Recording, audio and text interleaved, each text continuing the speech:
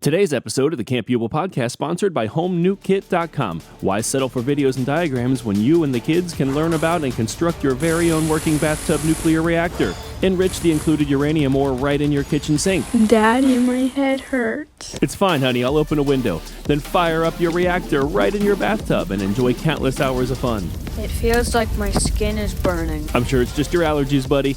Do you have what it takes to keep the reactor online, or will you experience a meltdown and contaminate the local drinking water for many generations to come? Pre-order yours before the holidays at HomeNukeKit.com. Enter code CampPupilPodcast for your second kit absolutely free.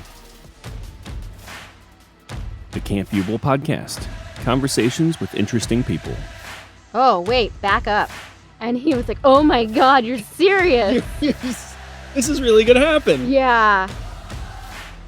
It's totally worth it to go after your dream. I guess I just want people to be inspired. Right. My mom gave me the most brilliant advice that I've ever received in my life. It is actually the cornerstone of what I was able to. I only want genuine interaction because I don't know how much time I have here. Maybe that's my own mortality. Yeah. Like, I'm like 41 years old and I'm like, I think a lot about death because I talk about it every day. That's probably why. Well, that's true. I mean, you are forced to... Camp Pupil Podcast Nation! We are back for the 2022 season, and you are in for a treat. But first, some housekeeping. First off, thanks for your suggestions as to possible future guests. Some of them might not pan out, but just the type of people you all suggested gave me some ideas to pursue avenues I likely wouldn't have thought of, just to wander down on my own. I'm excited for the upcoming year. Also, I am thrilled to say that Annie and I have reconnected in a way that we haven't since college. We're making the time, we're getting families together to have a pizza oven night and an afternoon of bowling. It's just awesome. And on that note, I extended an invitation for her to co-host anytime she'd like to in the future. And she took me up on it for this episode. Today we are talking to Curtis Maples, a longtime friend of mine whose background and childhood I knew a little about. But I don't care if you already know Curtis or if you've never even heard of him. Either way, be prepared to be blown away. I've known this guy for most of his post-college working years, and his origin story still completely knocked me off my fucking ass. You'll hear it in his conversation. This guy is a unicorn. I experimented now with this one, having a little 360 camera running, so that those of you watching on YouTube will have a more compelling visual experience. Let me know if that effect is worth the extra few hours it took me to edit, though. Also, keep the guest suggestions coming. If you know someone with a good story to tell, I would love to hear it.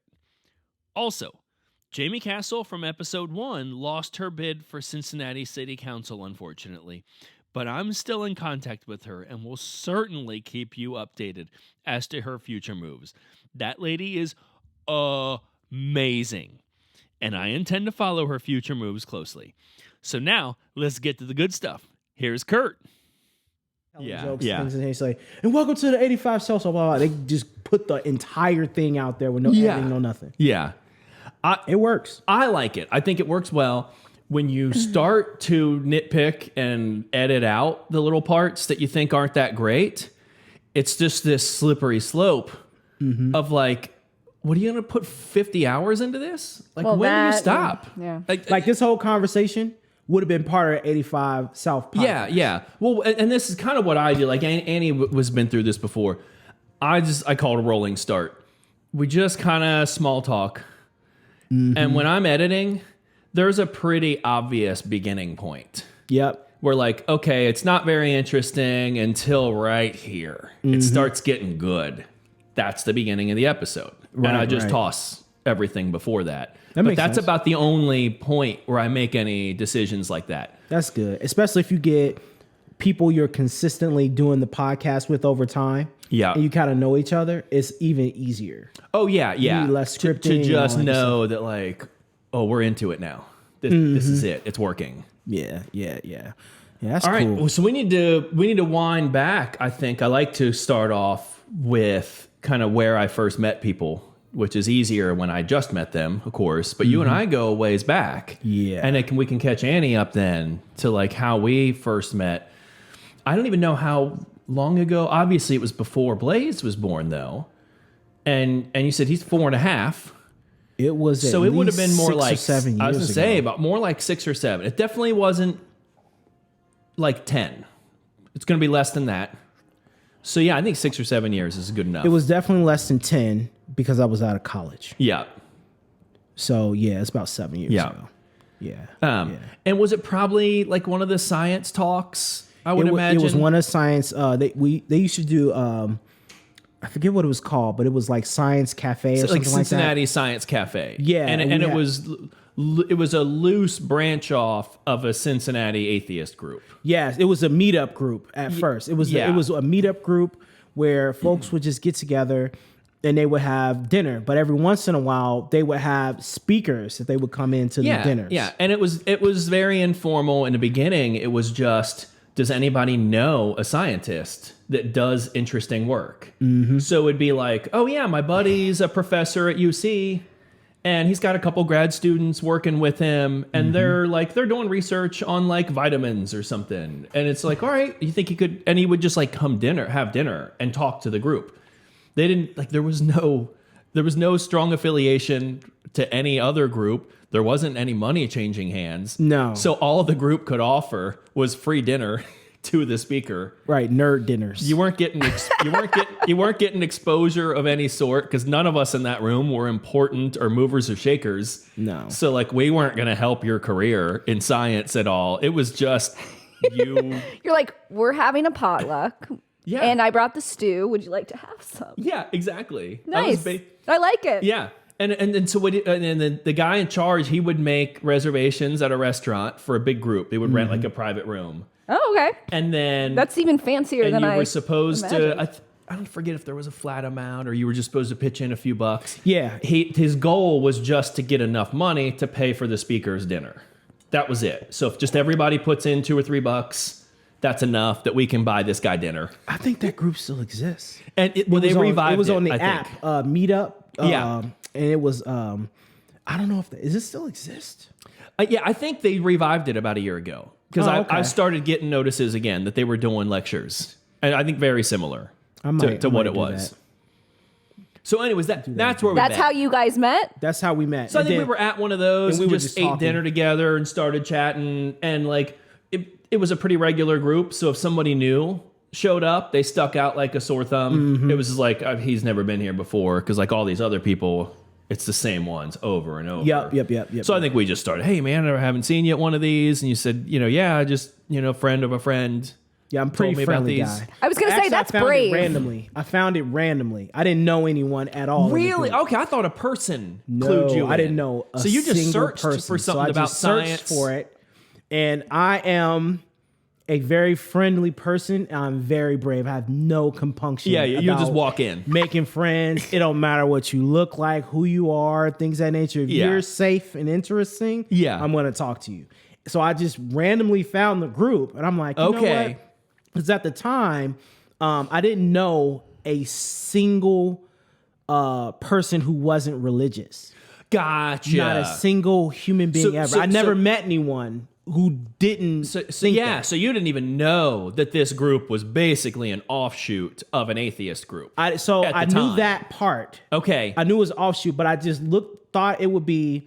I didn't want to join an organization necessarily that was their sole focus. Right, I just wanted to be around people who had similar beliefs, but were eating chicken, talking about something else. You understand what I'm saying? Yeah. So that I can get how the rest of your life is colored by that experience without engaging with that experience. Yeah, and yeah. seeing how it was different from other people that I knew. And that was my motivation. Similar to yourself. Like, I have no interest in a dinner where we would sit around and talk about not being religious. No, I liked it. I just didn't want that to be like the basis of our interaction. Because I don't really, it's not that important for me personally. I feel like that's actually a deeply uninteresting part of my life. Yeah, at first it's very interesting when you start questioning for the first time. Right. But later on, it just seems like, I kind of hashed over that. And it's not too different from what goes on in a lot of churches, as Bill Burr says. It's just kind of mulching over the same shit here. Yeah, exactly. Yeah, we call that a circle jerk. Yeah. So I didn't want to do that. So I just wanted to be around different people. And on top of that, when you get out of college, you have a built up framework of friends.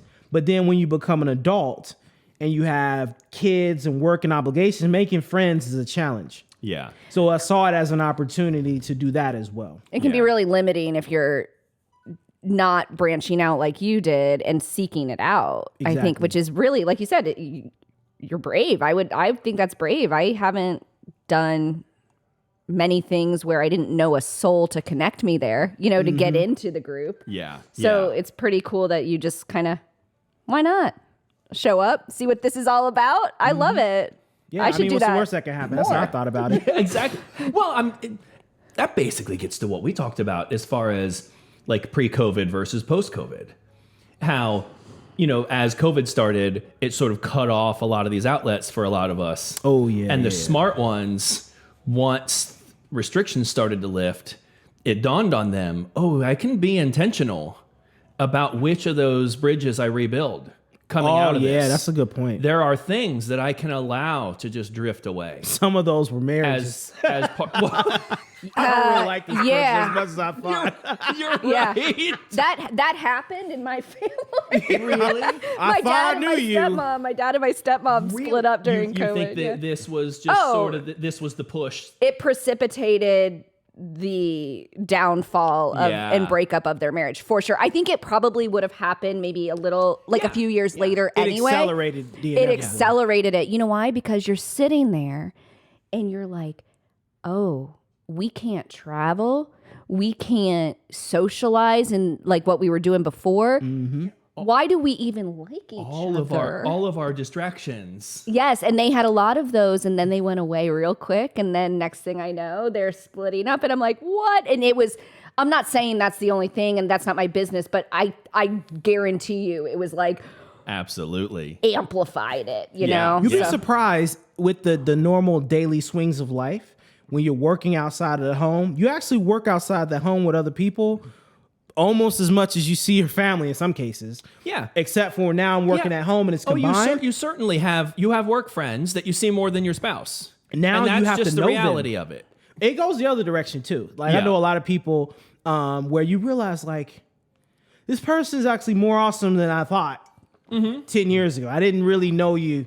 Or they change in that period of time. Subtle changes that you weren't around them enough to pick up. Yeah. But then you like it when you spot it. Are you talking about your like a spouse right now? Or like a spouse, yeah. Like so it goes the other way too, but you find you think you know your spouse either direction. Yeah, you're right. Like maybe they've just developed some new interests that you've never even really talked about, and you're new like, ways of thinking about the cool world. That you're into that. I didn't know you were into that. Exactly. And now we're home together. Yeah. You are exposed to them more than you normally would. You take a lot of stuff for granted when you get into your routine. Yeah. You know what I'm you saying? lose a portion of that insight because now or when we were all stuck at home or we were working together or we just had a lot more family time, you start to talk more about, I listened to this podcast the other day or I read this article, and then you start to talk about things that may never have come up before because you didn't have the time or you didn't have the like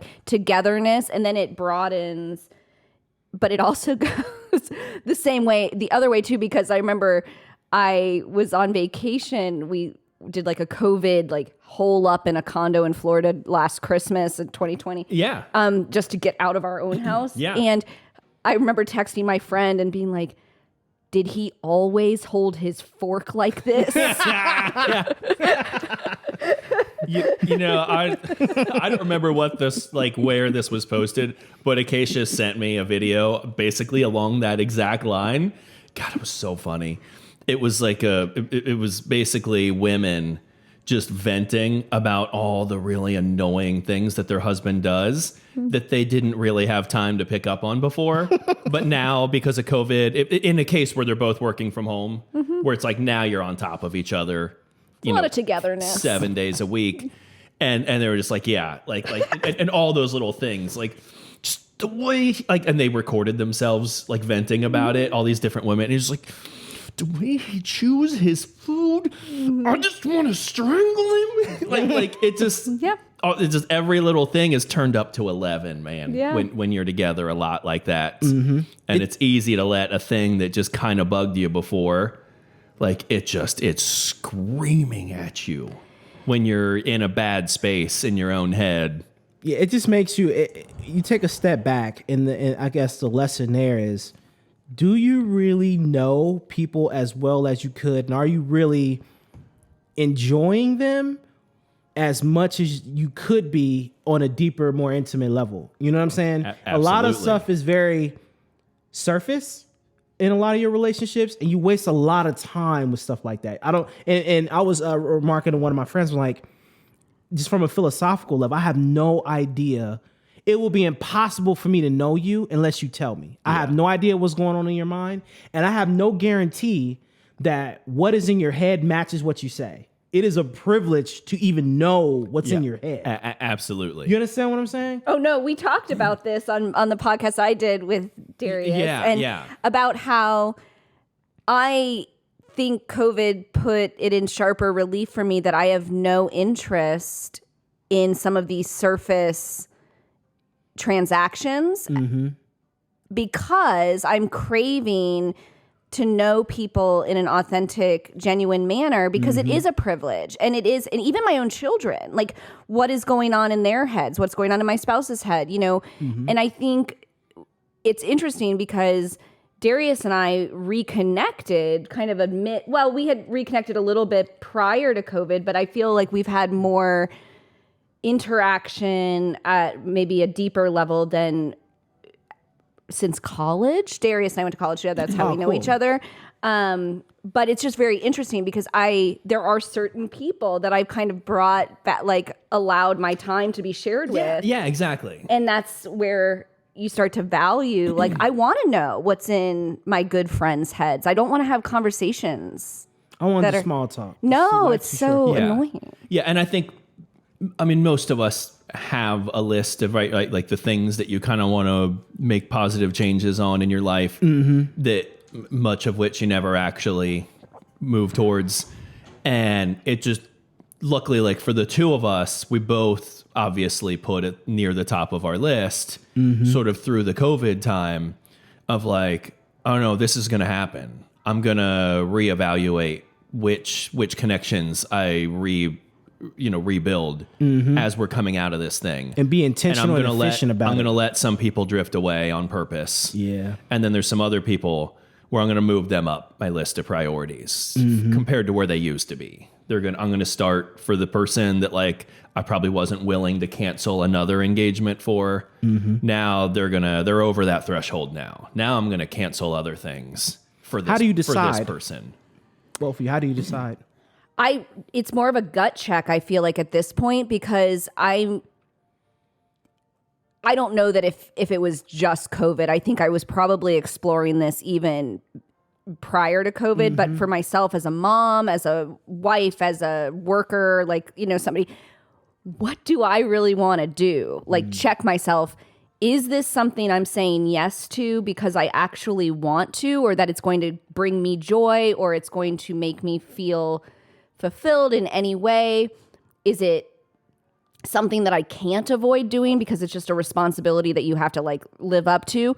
Or is it just something that I'm saying yes to because I feel pulled by some other motive that isn't necessarily really what I should be acting on? Is it because I'm worried about what somebody else might think if I don't do it or something? Yeah, I think that nails it. Is just the worry about what they're going to think, and not wanting to inconvenience them in any way by, like, well, they obviously kind of want me to do this thing. I guess I kind of have to do it. And then sort of just taking a deep breath and realizing probably just find someone else to do it. Well, for if instance, I don't. Yeah, well, it even comes down to stupid stuff. Like, for instance, getting invited to like a New Year's Eve party this year.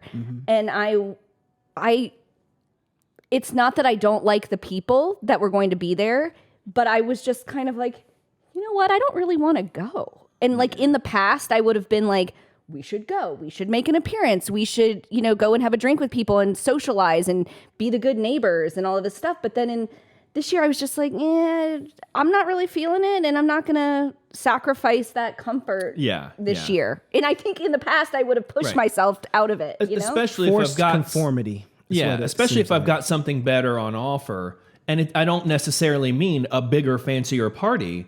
I mean, the thing that I just kind of want to do with my kids on the couch. Like, just right now, where I am in my head today, this year, that just is more appealing to me for that New Year's Eve night. I kind of want to just do a board game night with the kids. And I don't know, that's not what I wanted 5 years ago. But damn it, for some reason, that just sort of ranks kind of high and higher than that party down the street. I get that. I think the running theme is just being more putting yourself and your needs and what you really are craving for first. Yeah. Right? Yeah.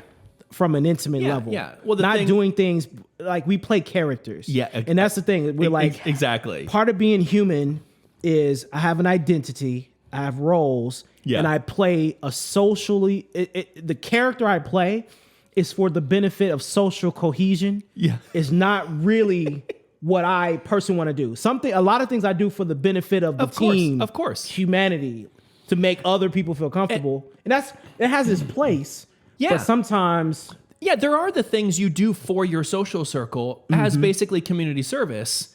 Correct. Because basically. I want to be a part of a social service that does these, or a social circle that does these things for each other. It's a contribution to the existence of the social circle. It's why a group of you get together and help the friend move. It's like, I kind of like being a part of a group that occasionally puts things down for each other. And is like, so-and-so just got laid off. They don't have a lot of cash to spend, but they need to get moved into this apartment. 8 of us could just clear our schedules for an afternoon and we could get them moved in 3 or 4 hours.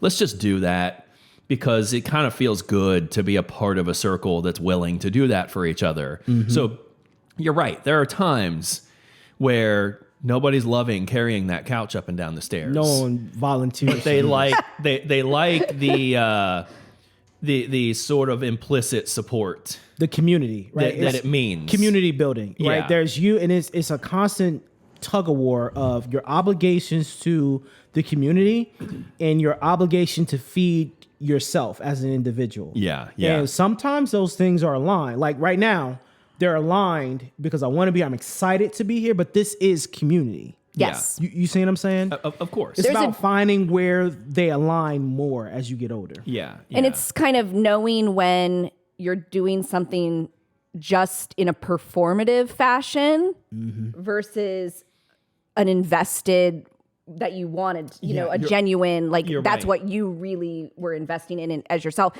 So I completely agree. There are times with community stuff, like neighborhood stuff, where I feel maybe it wasn't my first thing that I was like, oh, I got to go do this, but it was on the list as something that, no, this is important. And I usually leave feeling some kind of joy or fulfillment from building community. But then there's those other things that you're like, I'm just going to say no because I really don't want to put myself in that position. I don't want to give that of myself. And I think we all, humanity, probably during COVID in some way, started to safeguard a lot of that in themselves because we saw how short, we knew, intellectually how short life is and that it can end at any time, right? But it doesn't really happen, but then you saw it in your face, oh, this disease that nobody knows what it is, and it's coming and it's sweeping through and it's killing all these people in Italy, and I'm listening to these listening to these news stories, and it's like horrific and anxiety. And meanwhile, I'm in my own safe house in Cincinnati, where at the time there were 40 cases in Cincinnati, and we're all freaking out and watching Tiger King and hanging out in our houses and ordering. I don't know. People were spraying their groceries down with Lysol and everything else. Exactly. And So different. running the liquor store out of your favorite booze. Oh, it was wild those first couple weeks. It was nuts. They ran out of all things. It was toilet paper. Yeah. You remember that? Oh, yes. They rammed the toilet paper. Yeah. It was wild. That was not my pick. No. What was going to run out at the beginning of a pandemic? did I you- was not ready for that. What would you have thought? I don't know. Water, bottled water. Oh, yes. I got nervous and I was like, it's going to get in the water supply. We didn't know what the hell was going on, right? You had no idea what was coming next. So yeah, you weren't entirely sure what you should be stockpiling anyways. I was stockpiling water. My husband thought I was nuts. I was like, go get gallons of water. We're going to keep them in the garage. yeah. I didn't know what was going to happen. Yeah. Everything was just insanity. Exactly. Over it. It's fun, but so disaster movies prepare you for this, and it sets up expectations. Yeah. And it's actually funny. There's 'cause the you're expectation that I should be hoarding something. like something important. Like There's food, even if I'm not water, even if I'm not weapons. sure what. It's like Yes. everybody else is on their way somewhere to fill their trunk with something. I should probably fill my trunk with something. But instead of going to get ammo and water, they were like, if I'm going to be in this house, yeah. it's going to be 3-ply. Yeah, exactly. gonna I'm be going to Charmin. have great poops Yeah, exactly. over this pandemic. Exactly. Nothing else matters. I'm Yeah. like, Yeah. I wouldn't have guessed that. That wasn't my No, bingo me either. And people that had like wild. never baked before in their life were like they're- cleaning out the flour and the sugar they're and the buying yeast. 50 pounds of flour, and it's like you were not going to use that for anything. No. Yeah, you don't even know what you're doing. Yeah, exactly. I'm going to find out, though. Yeah, and like cooking oil got hard to find at a point. I go and I'm like, oh, we're running low on oil. I'm sure they got plenty of that. Nope, they're out.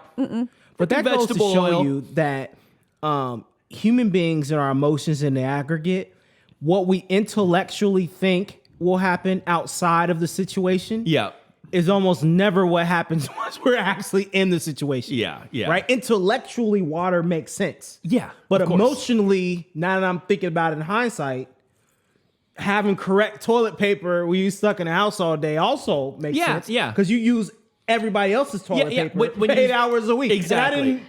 now it's starting to make sense. Now I'm sitting true. and thinking about it now. Of course. And I think a big part of it, the manufacturers early on were saying, they're like, look, we're tooled to make up, it's like a certain percentage is these big giant rolls that fit in the commercial dispenser at your workplace in the stall.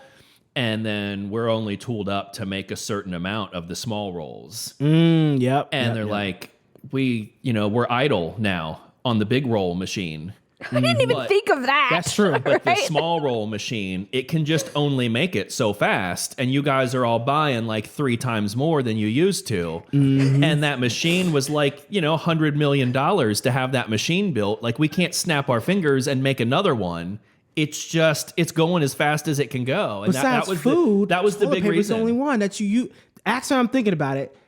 That's the only other thing where consumption that you use every single day that you normally use somebody else's toilet paper Yeah.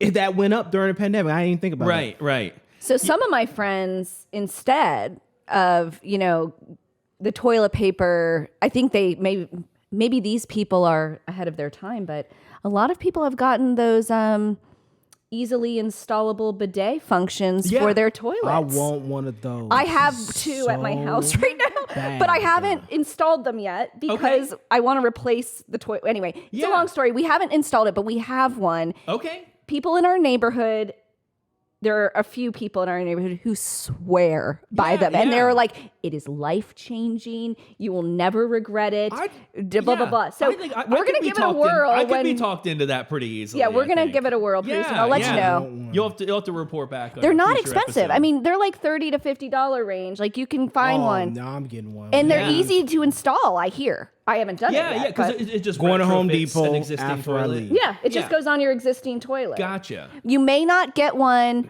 that has warm water because you don't have it Yeah. to hook up near the line or I That something. prefer makes sitting sense. on a York peppermint patty. I love that Yeah. sensation. I prefer it cold. That's a good way to put it. Because part of the experience. Yeah. Yeah, a little fresh. Yeah. Well, I like it because Yeah, I'm gonna, hey, Get the it sensation. cuts down. It's environmentally friendly. So, we might as Yeah, well all yeah, like I said, transition. We'll never have this issue with toilet paper again. exactly. It's easier on your tank because I just got a new house and I had to replace the whole sewer line. Yeah. 15 grand. Whoa. That's awful. That's rough. So it was like, so there's a grade. Yeah. In the bottom, it was new to the house because the house was built in 1914. Okay. So it was original to the house. It was clay, and it was like that. So they get was all pooling underneath the house. Yeah, and then That's it'll fun. just forever clog in that spot until just you like, dig it up and just fix it all. Yeah, I don't yeah. have to worry about it ever again. You want to do it the right way the first time is what I tell my children all the time. Yeah. And I know that's just kind of, I feel like our wisdom from our ancestors kind of is like, do it right the first time. No you half don't have measures. To, right. Well, especially something like that, because you're talking about digging. If you're gonna dig, you put the very best product you can afford at the bottom of that ditch At the time and do the whole because pipe. the expense is the digging. You don't Correct. want to dig it up and then cheap out on the damn supplies 4 foot underground. But you and have then to dig it up dig again. them back up again and in they 5 give you years. deals like for the labor. So the more work you give them at once, they give you a discount on Yeah. both materials and labor. So if I did it in 3 separate projects, it would Yeah. be way more expensive. Of course. So I just- They're here. They got the equipment. Just do it right. Yep. No, because I assumed that I was going to have to spend something. It wasn't. So we got away with not having to do anything cosmetic. Yeah. Right. So I'm like, that is a terrible problem to have. Yeah. Give me the works. Exactly. Tear all that. Get it out. Let's just do it. Yeah, when there's shit backing up into your house, it's like suddenly the zeros don't matter. Oh my God. Like that was the thing I Stop think this about. from happening. It was like the apocalypse in my mind. It was like every time I thought about the poop apocalypse, Yeah. I always had these violins in my head, dun, dun, dun, dun, dun, dun, dun, like Yeah. a TV show, and that motivated me. That soundtrack was in my head for 2 weeks. Yeah. Get it out. Yeah. I don't want to deal with it. great. It was like the Catholic opera sing, like you know what I'm saying when it was about to get real in the horror flick. Yeah, It exactly. was that in my dun, head. dun, Like dun, the- dun, that one. Yeah, like It was lights just dim the in choir. here? The Yeah, real yeah. scary choir. And were the lights pulsating to the Right, and then poop just slowly coming up through the thing as the choir sings in the Oh my background. God! I dreamed about when that. when you're watching it come out of a toilet or a bathtub or something, and there's nothing you can do. You're No, helpless. you just gotta Just watch watching it and smell it. That's all you can do. Yeah, and just like it's coming up. I can tell people in the house stop using water. So whatever you're doing, turn it all off. And then it's But emotionally still, jarring. It's still Because it's awful. against gravity. It's Yeah. poop defying gravity. Exactly. Which is a whole nother layer of Yeah. emotional anguish You're- that I have. you're right. Is this even the laws of physics right now? Yeah, Is yeah, it just exactly. me? Right? So I had to get that Bring done. that to the science group. Yeah, right. Exactly. Exactly. So it was Yeah. I had to get that done. That's Yeah. one of the projects I had done in house while I was sitting there, but Yeah. no half measures. Yeah. Some things are worth spending the money Oh on. yeah. Oh, yeah, for yeah. sure. You, For you just sure. pay. Yeah, I mean, because it's gonna bite you later, and even for small things too at work. I put sticky notes. I have one sticky note that I keep on my monitor, and just has one phrase. It says, "Do it now." Yeah. Yeah. That's good. That's all I have. Do it now. And I Yeah. look at it. Email. Yeah, it's a I'm good gonna get to reminder. it. Do it now. Yeah. Why are some things just so hard to motivate for? I had a couple emails come in on Friday for my work, and they were simple. It was somebody wanting to, reschedule something, and then another one asking for a time window for a call. Things, just stupid stuff. All I had to do was open up the calendar Yeah. and plug them into somewhere else. But it took me until this morning, a couple days later, to Yeah. really even open them. Like I saw them pop up, on the Yeah, phone, and I was yeah. like, I'm not dealing with that Yeah, right now. yeah. And it's just so crazy because that was probably the easiest thing Yeah. that I really had to do, but I just couldn't. Your mind is biased against small things. So when I get small tasks like that, schedule this, reply to this email, Yeah, yeah. proofread that. My mind discounts them because I know that they're simple and Yeah. intellectually challenging. So my mind prioritizes things based on complexity and seriousness. Yeah, yeah. But those things pile up, but my mind doesn't register that. Yeah. Yeah. You know what I'm saying? So I'm Yeah. like, so I look and I got all these emails I got to respond to, like 100. And now it's affecting the more serious thing I got to do. Now I'm overwhelmed. So that's why I put do it now. And it's always for the small things that add up over the day. It's just the annoying stuff that, I mean, anything. Like, I was looking at some dishes that needed to be done right before I left, and I was like, do I just leave these? I mean, maybe someone in my house will do them while I'm gone. Likely not. Yeah, but I was like, or do I just do it now so that I come home and they're not still sitting there and then I don't hate everybody? I did mine last night. And you don't want it hanging over your head while you're out doing the thing. So in between, because if it's in your brain, like, you're like in the middle of this conversation and we're having fun, and then for a second your mind is like, I bet those fucking dishes are still gonna be sitting there when I get home, and it will just pull me out of the moment, thinking about the thing that might be waiting on me. Where you're absolutely right. Had I just done it before I left the house, do it now. That should go on the shirt. I wouldn't care. That's some adulting though, right? Yeah, it's something that you had to kind of come to as an adult in your life. Like, I feel like when we're younger or whatever, and then you're just kind of like, oh, wave it off, maybe do it later, maybe put it off. Yeah. And now I feel this, just do it, eat the frog, they say, like, get the stupid thing done that you don't want to do, just do it now. I love that. I'm going to put that on my computer now. That's the only sticky you need. Yeah. Do it now. It works. Perfect. It works on a subconscious, because every time you look at your computer, it's always 100% of the time some shit you need to be doing right now. Yeah, that's why it works. There's never not a time where it's something you need to be doing now, and you can do it now. You just, for reasons unexplained, you are going to put it off. Yeah. You know what I'm saying? Oh my gosh. I did that it's funny you said dishes, because my wife is on drill right now. So she's up in Columbus. Yeah. So it's just me and my son. Yeah. His wife, Sarah, is National Guard. Yeah. She's a military officer. So awesome.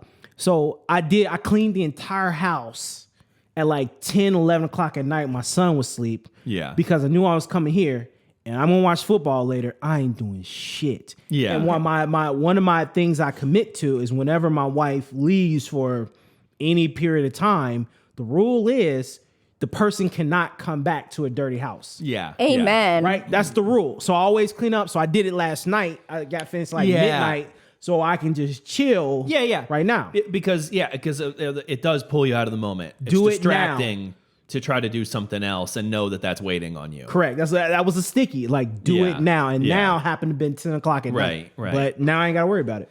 Now, Kurt, let's rewind at this point, because I want to go back to, you and I have never talked about your like formative years. Oh, yeah. You've hinted that there are some great stories to be had about your formative years, but we've just rarely had time without kids buzzing all around and distractions to get into. Because we met and you were like the knowledge sponge version of yourself that you are now.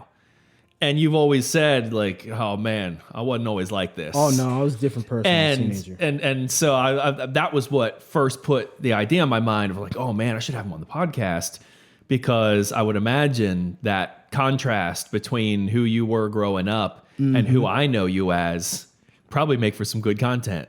Yeah, I'm rife with contradictions to the untrained observer. Yep. Right. In terms of how I grew up, so I went to a whole lot of different schools. Okay. So, because I grew up fairly poor, frankly. Okay. And when I was in grade school, I went to a different elementary school on average every year from kindergarten through 6th grade. Okay. And part of that, I had to spend a year in a shelter, and that was interesting. Yeah. While changing schools. Yeah. So it was insane. And over that experience, I saw a lot. Yeah. And it created a contrast of different personalities and experiences that I had growing up trying to figure things out. And it was in Chicago too. Yeah. You don't want to be poor in Chicago. Yeah.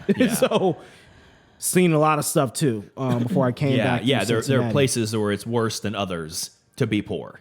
It's some experiences that you can have. It's like on the opposite ends of the spectrum. Like, there are some experiences, like if I was a billionaire, there are some things that you can do when you're a billionaire that's unfathomable to me. Like having an island, for example, Yeah. is unfathomable to my mind. Or the ability to hop on a private plane, go anywhere in the world, like I catch a bus, is something that is incomprehensible to me. Yeah. On the opposite end of the spectrum, like poverty, there are some experiences that are so crazy and normal that if you didn't grow up like that, it's like you can't even fathom that kind of thinking. And I think that leads to a lot of misunderstandings on both ends, like from policy perspectives, things like that, how you think about how poor people make decisions. For sure. It warps your mind in ways it's hard to understand if you didn't grow up like that. You know what I'm saying? Yeah, it's a deeply subjective experience to be poor. So to try to put yourself in someone else's shoes when you're making policy and imagine, well, what would I want if I was poor? Dude, you can't begin. They have no idea. You can't begin to actually imagine to be poor. Because you have to take into account behavior. Not with any accuracy. Because there's only numbers to you. Like you're thinking like, it's obvious that I should spend money on X and Y. But humans don't care about what's true. Yeah. We care about how we feel first, and then we care about what's true. That's everyone. The only difference when you're poor is that certain things that you don't. One good example is food, right? Yeah. And how we notice that there's a difference in how you eat and health-wise. Of course. Right? Yeah. A lot of people think, well, it's education. Maybe we should educate people to do X, Y, and Z. But I found out going through college myself, that's a bias that educated people have. Yeah. To where the answer is always more information. Yeah. It's not. Right? Yeah. And I thought about it differently. And that's also a very self-centered, the answer is me. Correct. That's what you're really saying. I'm making good decisions. So obviously you're making bad decisions. You need to get more like me. Right. And it not willing to comprehend that. No. There are other reasons why They're ignoring the emotional why part. you're making better decisions than this other person. It's not because you're better educated and you're smarter. It probably involves a bunch of reasons for which you didn't actually do anything. Right. It's actually emotional. To deserve this better position. It's 100% emotional. Yeah. I'll give you an example, right? So one thing that people notice is like, well, why do they eat all this bad food, sweets, junks, all this? The poorer you get, the more calories you eat junk food. I'm saying, Right. well, think about it, right? When you're in poor, think about how many no's you have to give your child, right? You're going to say no to the game. You're going to say no to presents on Christmas. You're going to say no to those shoes. You can't go on the field trip. You can't do this. Candy is cheap. Yeah. That's a cheap yes. Yeah. $1.50 for a Butterfinger. Right, the food and things. That is the cheapest indulgence next to sex. And they say, well, what about sexual behavior? Sex and good food are the cheapest human indulgences that you have. We need absolutely anything else. When you get money, you can afford other types of indulgences. So the sacrifice of eating things you really don't want to eat is minor. Yeah. You see what I'm saying? Yeah. You don't think about stuff like that. Absolutely. You know what I'm saying? So you went through all those years in Chicago. And Cincinnati, back and forth. Okay, so what, you had family in both places? Is that the reason for that? Yeah. So originally, my family, going way back, first migrated from the South to Chicago first, and then went to Cincinnati. So I had family in Chicago, and we're here. So it came up in the Great Migration. A lot of people don't know. Like, so for Black people in particular, in 1920, 95% of every African American in the United States lived in the South. Yeah. Right? And over that period of time, started migrating to cities for jobs and things of that nature and reconstructing it. So my family was one of them. Yeah. Came from Mississippi and went to Chicago. Right? Gotcha. And then came to Cincinnati. Gotcha. Right? So I was back and forth as my mom went through her economic situation and things of that nature. Yeah. We moved to Chicago to live with my aunt. Yeah. Right? And then when she got on her feet, we moved back to Cincinnati. Only move back to Chicago. Yeah. Just kind of play that out, and then Yeah. Find people to live with. You know what I'm saying? Temporarily. Yeah. So you're here, I guess, when you reach, like, when you're getting through high school. I came here from middle school. Okay. So were you consistent here for high school then? Not really. So even through high school, you were still bouncing around. So middle school primarily. My mom made a pact to be able to keep me in the same high school for 4 years. Okay, so she really wanted to make that happen. There was some scamming involved, but I'll get there too. Yeah. Because so I came up here. I went to maybe 3 or 4 different middle schools. Yeah. First, I actually got into Walnut Hills. I went there. but I hadn't learned how to be a student. And that's when my parents were figuring out intelligence is not enough. Like I was always a smart kid, but there's certain cultural artifacts that come along with being a student that I did not have at all. So it's a game. You got to last. learn how to play. And I tell my kids that all the time. I'm like, It's like learning you're to play smart volleyball. and you can do a math problem, but you have to learn how to take a test. You have to learn how to be in school with other Scheduling, people. time management, Yeah, all exactly. It's a game. They don't teach them. They don't teach that to anybody, Because really. parents are usually responsible for it. And that's one of the inequalities of schooling. Like it's going to be obvious to my child now, but it definitely wasn't obvious to me at the time.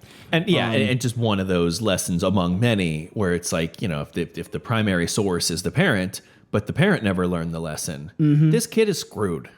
Right. They don't have access to the lesson because mom or dad never got it. Right. No one and the purpose explained for to education them. is not obvious either. That is a very philosophical question without an easy answer that has implications for the society that you're in. Yeah. What is the purpose of an education and in what quantity? It's not as obvious a question as people take credit for. Right. You know what I'm saying? Yeah, you're right. I mean, you spend many hours just kind of mulching over trying to understand education and sort of delayed gratification, but sometimes non-existent gratification. Right. And so trying to really understand the inputs and outputs of an education. Right. And there's multiple correct answers, and that drives people crazy. Yeah. Should I get an education because I want to prove my economic situation? Yeah. Or does education have a value beyond what it can pay me? Yeah. Both of those answers are correct, but not everybody agrees with that. Right. So right. you see what I'm saying? Yeah. So I had to figure that out on my own. Yeah. pretty You much. weren't getting that at home. No. So And you were moving around too much to even have like a solid neighbor or somebody No, I that could never like had take that at you all. under their wing and just teach you little lessons like that. Because it's probably as soon as you connect with somebody, you moved again. I didn't meet somebody who had a bachelor's degree other in education that I talked to until I was an adult. Okay. So there's a lot of professions that I didn't know about, but teachers are the only people that I was aware of that had gone to college and things that I had an interaction with that I thought about that. I didn't sit down and talk to a single other person about schools, degrees, things of that nature until I was an adult. Yeah. The profession I have now, I didn't even really comprehend that was a thing until I was an adult. Yeah. If somebody put that in my head. Yeah. It was crazy how that happened. Yeah. But I just stumbled along into these things. But the one redeeming factor that I had that I got, growing up is it forces you to grow up a little bit quicker in a lot of aspects. And I knew that the one thing that I had is if I didn't know something, somebody knows it. It's just a matter of finding out who that person is and convincing them to tell me. Yeah. And that was it. I'm like, I don't know. Somebody does, though. Yeah. You see what I'm saying? So once I found out college is for this, I'm like, what? Yeah. So where are these? There's a lot of people with degrees and stuff like that? Yeah. Just understanding that not all adults are equal in this respect. Correct. Some have more knowledge crammed into their heads than others. You just feel gypped because you don't know what you don't know. And that's another thing with intelligence, right? Intelligence has to operate on something. Right? Like you can have all the horsepower in the world and it means absolutely nothing if you don't have the repository of data for that intelligence to act on. Yeah. You can't, you know what I'm saying? And people assume, my mom did, she was very hands off with school, which was an absolute mistake. We were talking about that before I came over here. My brother he's a gangster for real. I love him to death. He's okay now. He did 12 years in jail. We're only a year apart. We had two completely different paths. Yeah. And I'll tell you where that divergence point was. I could have ended up like him. Yeah. We just thought about delayed gratification very differently. Yeah. At the time. You see what I'm saying? But she had her hands full with him. Yeah. And the one thing, and she admitted, she's like, the one mistake that I made with you was I assumed you being smart was enough. Yeah. I was a kid. I was very immature. Yeah, that if you just make sure he goes to school every day, that it all that figures itself out. intelligence is going to he's going to grab a rope and be pulled off somewhere. Nope. Too many other cultural factors in terms of, being a guy and feeling like I need to make money today. Yeah. Was a big problem, right? Feeling like that I can get by on my own 2 feet. I can get it from the street. I can get just a good job. My conceptualization of what a good living was based on my small neighborhood. So I had a very bad understanding about how much money that I needed to sustain myself. Yeah. So it discounted the value of college. I'm like, why I need to go there? Yeah, yeah. I can just work this job and perfectly Because this fine. guy down the street seems like he's doing fine. Yeah, why do I need And to he spend all didn't that go money? to college. And But I wasn't factoring children. I didn't know nothing about inflation. I didn't pay rent or anything. So I wasn't even thinking like that at all. Right.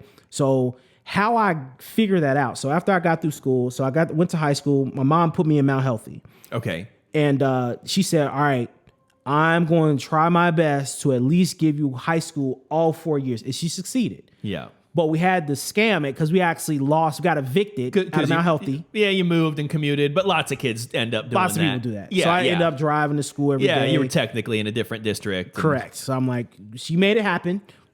Skin her teeth. Kudos to her. But I messed up high school bad. I was selling drugs, playing football, doing science fair projects. I was a mishmash of contradictions. Yeah, yeah. Right? So you did like school, like the knowledge part. I liked learning. Yeah, yeah. I wasn't good at school as a thing. Yeah, yeah. Right? I didn't do my work. So like it's not much different than a sport that you have a natural talent for, but no good coaching. Right. I just didn't do the work. So you like don't- intelligence not you don't demonstrated is play it with any- indistinguishable from yeah. not possessing it. You don't play it with any discipline, but you're a natural. Well, especially in our framework, right? It's like I said, you either play the game or you don't. And it doesn't matter if you're smart or that you could play the game or whatever. It's like if you're not showing it up in this structure that we have as a society, then like you said, if you're not acting on the intelligence, then nobody knows. And you're not getting credit for that. You're not getting the investment maybe that by others, like a teacher or like a mentor that sees it.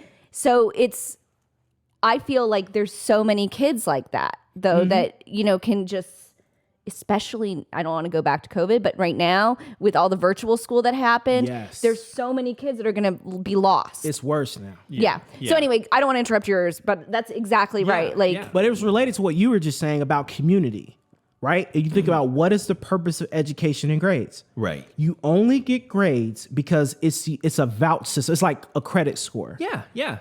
I get grades so that no other person has to rely on my word alone. Yeah. That I have been at least exposed to these topics and have some level of mastery. It's a credit system. Grades are how you score touchdowns. Correct. But school. if you don't buy into the You have to community, score. you don't think you need a credit score. Like if you are convinced, I don't ever need to borrow money, what do I need a credit score for? People treat grades like that. Yeah. So you don't, you see what I'm saying? What do I I've need to never prove thought to of you? it that way, It's a but it credit is system. completely true. Yeah, I've never yeah. thought of that. And it's so funny because even I had to show a transcript I'm a lawyer. I had to show my law school transcript 8 years after I graduated law school for a job. I'd already been working. I'd already been working, but they wanted to see the transcript. You passed the bar. Yeah, All I of it passed is the bar in credit. 2 All it states. is, Yeah, yeah. is that I don't have Yeah. to take your word that, so I have this other institution to act as a credit granting thing. Yeah. It's a credit score. I got your I've scorecard. never thought of it that way, Yeah. and it's so true. And Yeah. that's It's trust. It's for the Yeah. community. That's it. So by us participating in school, getting credentials, getting licensing, getting grades, it is a way we participate in the community. We are validating the community by getting these credentials to act as another member of the community, vouching that we know what we know. It's all community. So it all boils down to how valuable do you think that aspect of interacting with the community is? And sometimes we make bad calculations as to what's valuable pieces to interact and what isn't. It goes back to what we were saying initially. Yeah. And I made a poor calculation at the time. 'Cause I didn't understand it. But But one what that you would 16-year-old, 17-year-old wouldn't Yeah, make I a was gonna bad say- calculation. Like, one that we if they would don't expect have you the to. backing or the investment or the cultural, support. It's not obvious. No, Yeah, it's yeah. not. And it's very subjective too, right? Because it's a matter of values. And there are multiple correct and answers, and that makes it more complicated. Yeah, yeah. You see what I'm saying? Exactly. So a parent who all went to school saying, "Oh, you have to go to school because X, Y, and Z." Yeah. That's one valid perspective versus some of, I just care that you're happy and you can take care of yourself. Really doesn't matter what you do. Just don't go to jail. Yeah. That's quite a different, spectrum It's to a be living completely on, different right? thing, but they're both valid. Now, how do I choose? Yeah. Whose value system do I adopt? Yeah. Yeah. Wow. Yeah. What's going to work better for me when I'm too young to even know what I want? And we're talking about 20 years from now. Exactly. When neither me or you know what jobs are going to be available, how the economy is going to change, or how I'm going to change in terms of my value system. And we have to project. Yeah, because you don't even know it at the time, but usually at 16, I always think that like you're building a framework to be ready to jump on the opportunity that makes the most sense for you. But I think came up in our talk and in some of my other episodes, almost every happy adult that I know is doing a job that they didn't actually know existed when they were 16. So you can't count on, just pick a job at 16 and then work towards it, because you're more than likely not aware of the job that's going to end up making you the happiest. That's why you don't focus on it. So you just have to be building a framework to become the kind of person that will discover that job and excel at it some point in the future. So it actually influenced what I'm doing for my own kid, right? I take all these experiences, and it's a funny thing because how I grew up is so far away from how my kid is growing up. I have to make some adjustments for my own ignorance and for my own ego too, because when you grow up poor, you have what's called sweet lemons rationalization as a defense mechanism.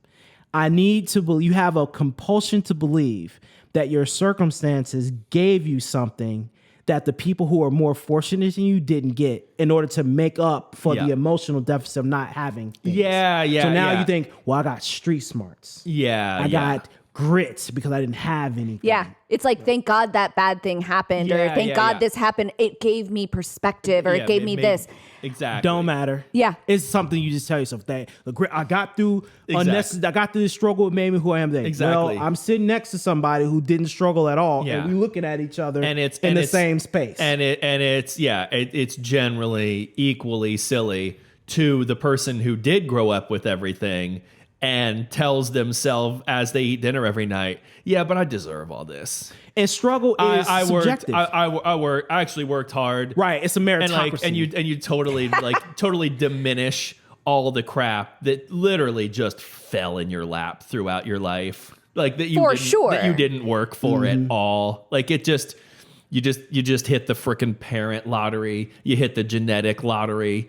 The country, like you grew up in a country I where did the genetics myself. Yeah. You didn't know this, but when I was in the womb, I was recombining the chromosomes. Yeah, and that's how I got to where I am. And by the way, today. you see these cheekbones? I picked these. Exactly. I had like 30 choices. Hey, there are some people that do that. Yeah, correct. That's a good point. Touché. Some people do act on that later. Touche. But yeah, I mean, just you find it at both ends of that spectrum. Correct.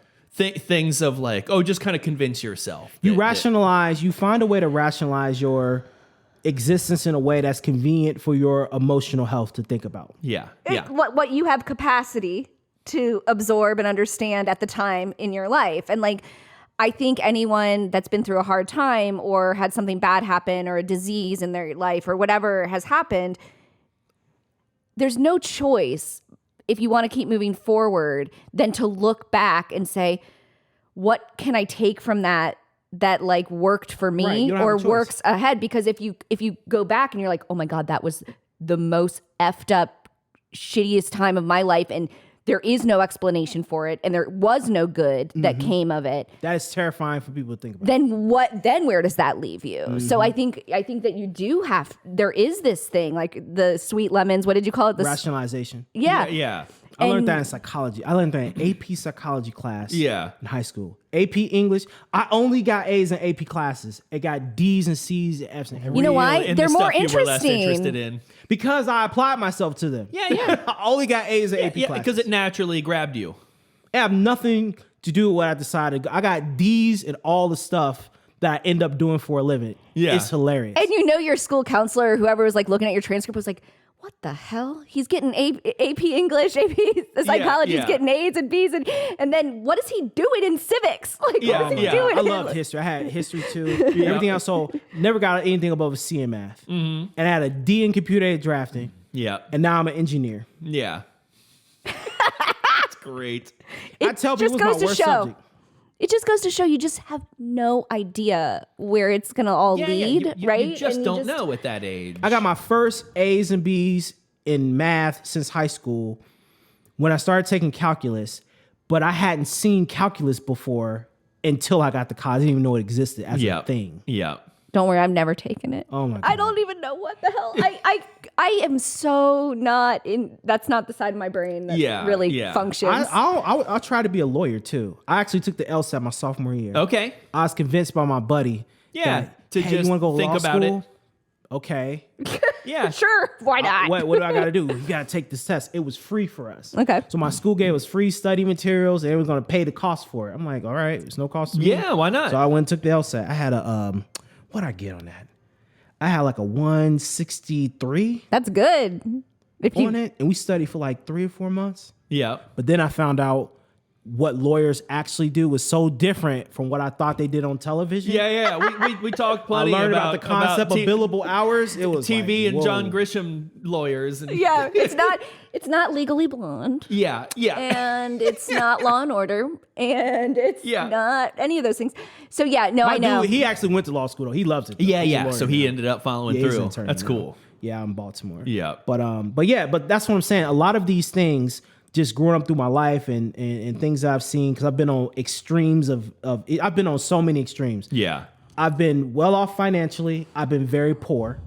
I've been the absolute minority in terms of a whole lot of things, religion, race, all that stuff. And I've been on the opposite extreme to where I went to school 99% black. Yeah. Where you're just in your element. Right. So I've seen these extremes, or neighborhoods where I'm the only black person in the room. And I've seen all of these extremes, and it makes you see these values and how people look at the world. You realize a lot of things that are taken to be objective facts of reality in terms of views, and they're way more complicated and subjective than people give them credit for. Yeah. And it makes it complicated to navigate life because the answers aren't obvious, and you go on autopilot. So if you had your parents got degrees, things of that nature, and you grew up like that, it's the value of a college degree is obvious to you without anyone explaining it to you. Yeah. Because your life is attributed to that. Like, I'm enjoying sitting here with my parents doing this because of what my parents did. I don't need to know anything more than that. Exactly. That's especially if you've at least gotten a glimpse. Because we weren't swimming in money growing up, but we were certainly above average in our small country town. Comfortable. So I was able to see by just hanging out at friends' houses after school. I was just able to kind of look around and be like, oh, our place is quite a bit nicer than this. And I recognize that, so that when Dad says, oh, education is what allows me to raise you guys here versus over there. And then I can look around and it's tangible. Right. I'm like, oh yeah, like this is a nice house. This is a nice couch. This is a nice TV. And I'm regularly seeing things that are significantly lower in quality and expense. So I see that. I think that's a harder lesson to learn, though. It is. For a kid that grows up with abundance, that is only hanging out with other people who have abundance. I think it's equally hard on both sides. If they're always surrounded by that, it might not be as obvious. It's not. It works both ways. Yeah. Like, if you're poor, like, I didn't know anything about class, and it was a shock for me. Yeah. When I found that out, because class segregation is very strong in the United States. People generally live around people who share their class. Of course, there's a strong convenience to bubble. hanging out with people who are similar socioeconomic class. There are all sorts of uncomfortable exchanges that come with hanging out with people that are way, way more wealthy than you or way, way poorer than you. But it's inaccessible to you. So when you are the working poor, you only see the extremes, but both of the extremes are lofty and inconceivable to you. So you think about very, very wealthy people, or the guy living in a cardboard box, everyone else to you is normal. Yeah. But you don't know the Yeah. degrees of normal until you end up going over somebody's house. Girlfriends is how I figured that out in high school. Yeah. So I had girlfriends who were more well off than me. I was just dangerous enough for me to be interesting to them, but safe enough to where if they brought me around their parents, they didn't Yeah. have to worry about me embarrassing them. Yeah. But the parents always knew that I was a ruffian. They could smell it on you. And they were so nervous. yeah. And they couldn't hide it either. Yeah. Like, so they were like, this is just, you can look at their face, you can tell, this is just a phase my daughter's going through. Yeah. Let me just ride this out. Let me make sure I don't say the wrong thing because my daughter run away from me and not speak to me for weeks, but let me just get away. Yeah. That's how they treated me. Yeah. And I knew it, but I didn't understand why. Yeah. I had to observe and kind of figure some things out on my own. Yeah. The one way I found it, I remember it was the most embarrassing thing in the world. So I used to stay in projects, right? I used to stay in Winton Terrace. And I had this this girl I was dating. She stayed in Wyoming. Yeah. And I would go over her house, but she would come to pick me up because she was driving. Nice car, everything. I didn't have none of that. I'm like, okay, cool. All my girlfriends used to drive. I was a gender abolitionist very young. I didn't care about none of that shit. I wasn't providing nothing. She picked me up. I ain't out of money. Heck So yeah. I'll do my part. I fill up your gas tank. We can split it. We can make it work. Cool. So they picked me up, drive me to the house. Her parents found out where I lived. Yeah. And they would not let her drive allowed me to Come back and pick home. you up. And they would follow her to drop me off. It was so embarrassing. Oh my goodness. And that's when I figured out I am in a different situation than you on more levels than one. Yeah. Right? And now I started figuring out, well, what else am I missing and why are they the way they are? Yeah. And I'm at, how are they living? And it made me realize I messed up high school. This is my senior year. Okay. It made me realize I made decisions that had longer implications that I didn't understand until I was about to graduate. Yeah. And this may set the stage for who I'm going to be. I was in so 20 years. down bad my senior year. So I'm gonna tell you guys. So that we graduated in May.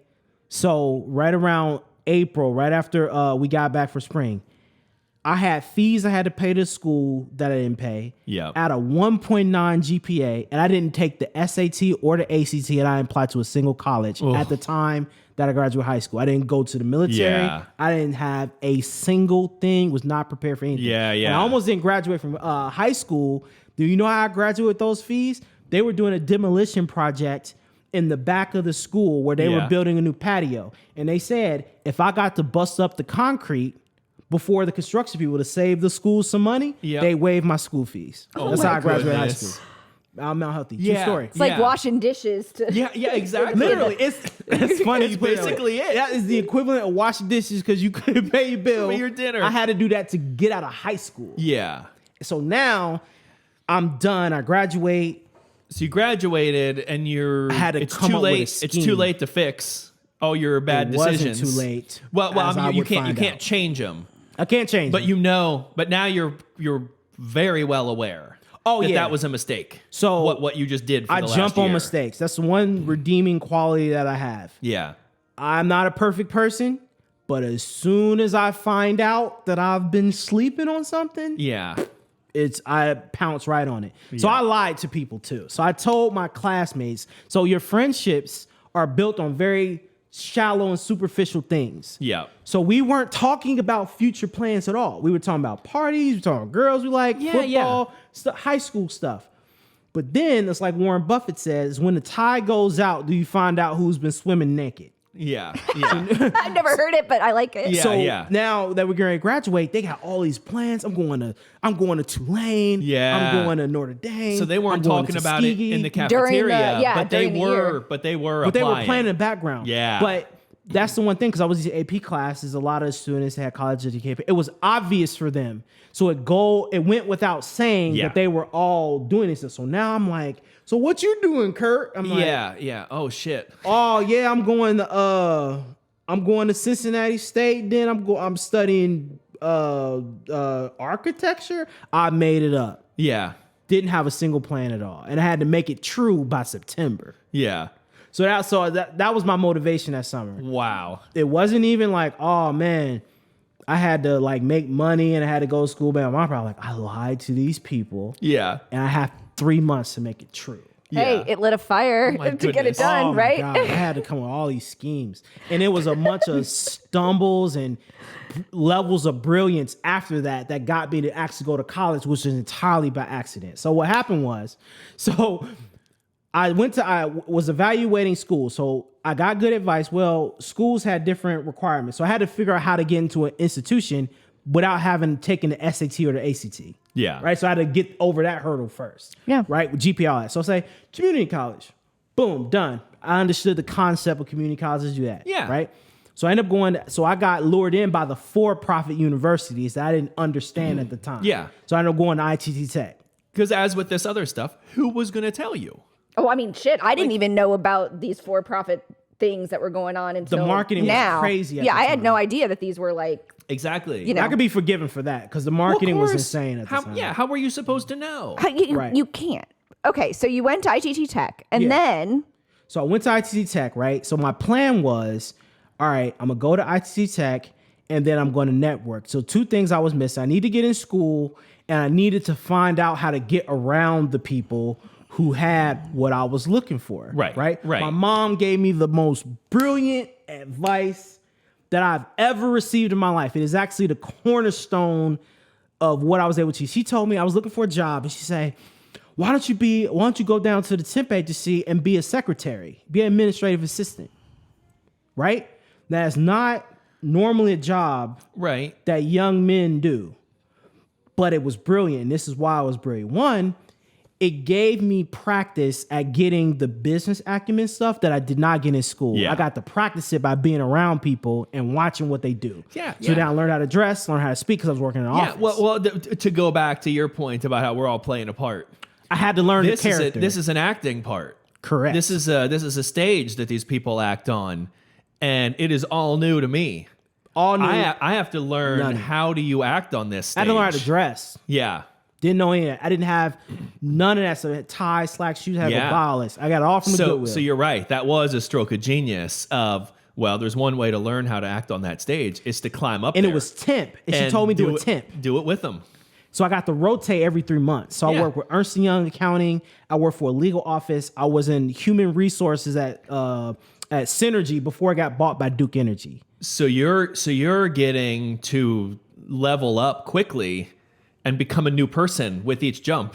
I found These out people what have I didn't no know idea. very fast. These people have no idea all the times you just put your foot in your mouth a month ago at the previous gig, None. because that doesn't follow you from gig to gig. Correct. They didn't know anything because I was a temp. Yeah. So I was there love it. filing, and I got different experiences with different jobs because I was basically assistant other people in their jobs. So I got a front row view of these professions. Yeah, what they do for a living. Correct. That is genius. What people pay them.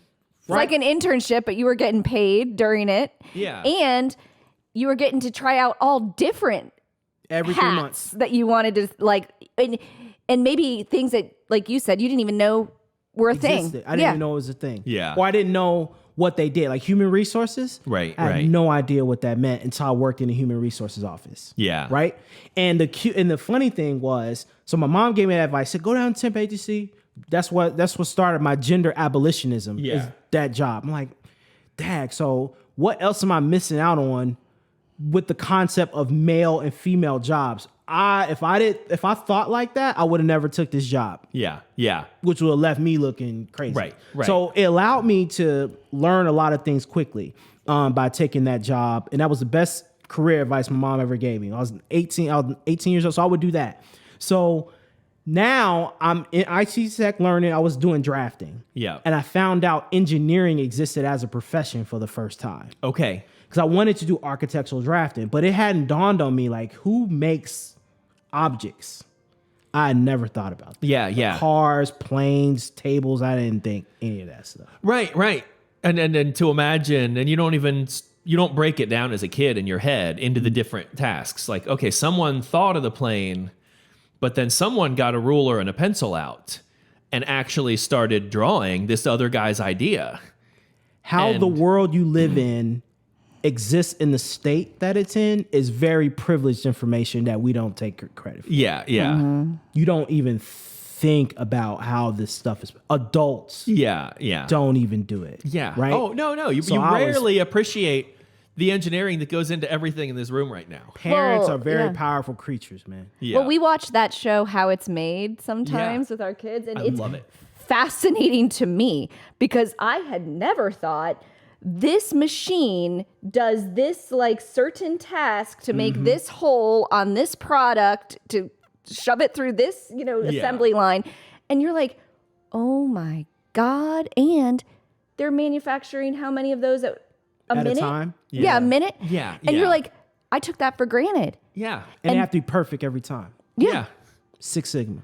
Yeah. But but your experience as an adult, even if you don't know something, you know what questions to ask. Yeah. At that time, I didn't even know to ask the question. You see what I'm saying? Yeah. So by being around these people, they're forcing me to ask questions that I Yeah. didn't even think to answer Yeah. at the time. God, so you're through this whole period, your mind is going a mile a Oh minute. man, it was crazy. I met the Klan for As- the first time at this job. No kidding. Because they used to have rallies on Cincinnati Fountain Square. Yeah. So I used to pass them to work. I used to talk to them. Hey, what's up? Because I was fascinated by it. Like, I read Yeah. about you in the history books. Yeah, yeah. Killed a lot of people. Turns out you're a real thing. You were trying to And you're keep right folks here. from voting. Yeah, exactly. Because I felt sorry for them. And I'm going Yeah. to tell you why I meant by that. So it was funny for me because from my perspective of the Klan is you guys took a lot of L's over the past century and you're still out here. Yeah, yeah. We free. Yeah. We can vote. I have money. Yeah. You- yeah, yeah. You took a lot of L's. It didn't really work out the way you thought But it was you're going not- to work But out. you're here now. still trying. You're still trying. So I'm like, Yeah. what's up with you? Yeah. Right? So I'm like, I never met these guys. So I used to God, pass them and talk to That is them so downtown funny. Now every we day. need to make like a motivational poster. People forget that they used to rally on about Central how, Square. like, you They've know, never given up. some people just don't ever stay down. No, and you then don't have think a about it like picture that. Of a Klan rally. You're still trying. Yeah. This is not going your way. We're not going that direction. Yeah, I mean, you- we still have the people with the election lie and how Right. many years we're out 2 years, They're still Exactly. trying. I know they're Yeah. still trying too. It's like it's the motivational poster. Yeah, yeah. Some delusions just hang on. Yeah, that was the craziest. I did not Yeah. expect to see that at all. Like I had all Yeah. kinds of crazy. So I used to talk to him on my lunch break. when Yeah. I was down there. It was like for a couple of weeks. They don't do it anymore, obviously. But it was just like, what, 15 years ago? No, Yeah. no, 12, 13 years ago. But anyway, they were down there and I used to talk to them on the way to lunch. But Yeah. so when I started working for Synergy, that was the key because I started working in human resources at that Yeah. time. So now I learned about networking for the first time. But at the time I learned about networking, I was working in the one department who has everybody's employee information. Yeah. Salary, compensation, when they get to school, how long they've been there, where they office at, everything. Yeah, yeah. And I got to see it. yeah. So there was this one woman, her name was Virginia Davis. She was my work mom. Yeah. And I told her what I was trying to do. Look, I don't know nothing about nothing. Yeah, yeah. I'm here to learn. This is what I think I want to do, but I have no idea. What can you help me with? She's like, oh yeah. She put together a networking map for me That's when I was awesome. working as a clerical worker. She's like, well, I got this guy. He just came in on this date. He's working on this, and this. This is how much he makes. This is where he went to school. He can tell you A, B, C, and D. Yeah. So I was interviewing people at Synergy right before it got acquired by Duke. Yeah. From vice presidents on down. I would Yeah. sit in their office on lunch breaks. That is awesome. I would talk to them I would say, would you let me interview you? He's like, yeah, because I'm young. They're going to say yes. Yeah. So 20 minutes, I just want to interview you. VP all the way down. Yeah. For every department. I Yeah. had 30 interviews when I worked there. Yeah. I was That is doing so awesome. 3 interviews every week. Yeah. That's exactly right. Networking is exactly where it's where you get the jobs, where you get the Yeah. leg up, you get it's who you know and who you've made an impression on, and you learn so much more.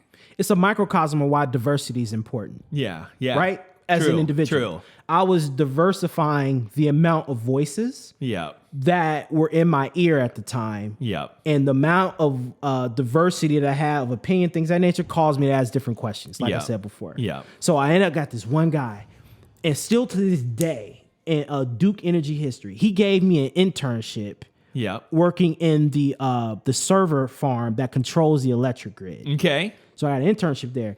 I was the only person in a 2-year degree program that ever had an internship there Yeah. and at a for-profit university. Only one still to this day. Yeah.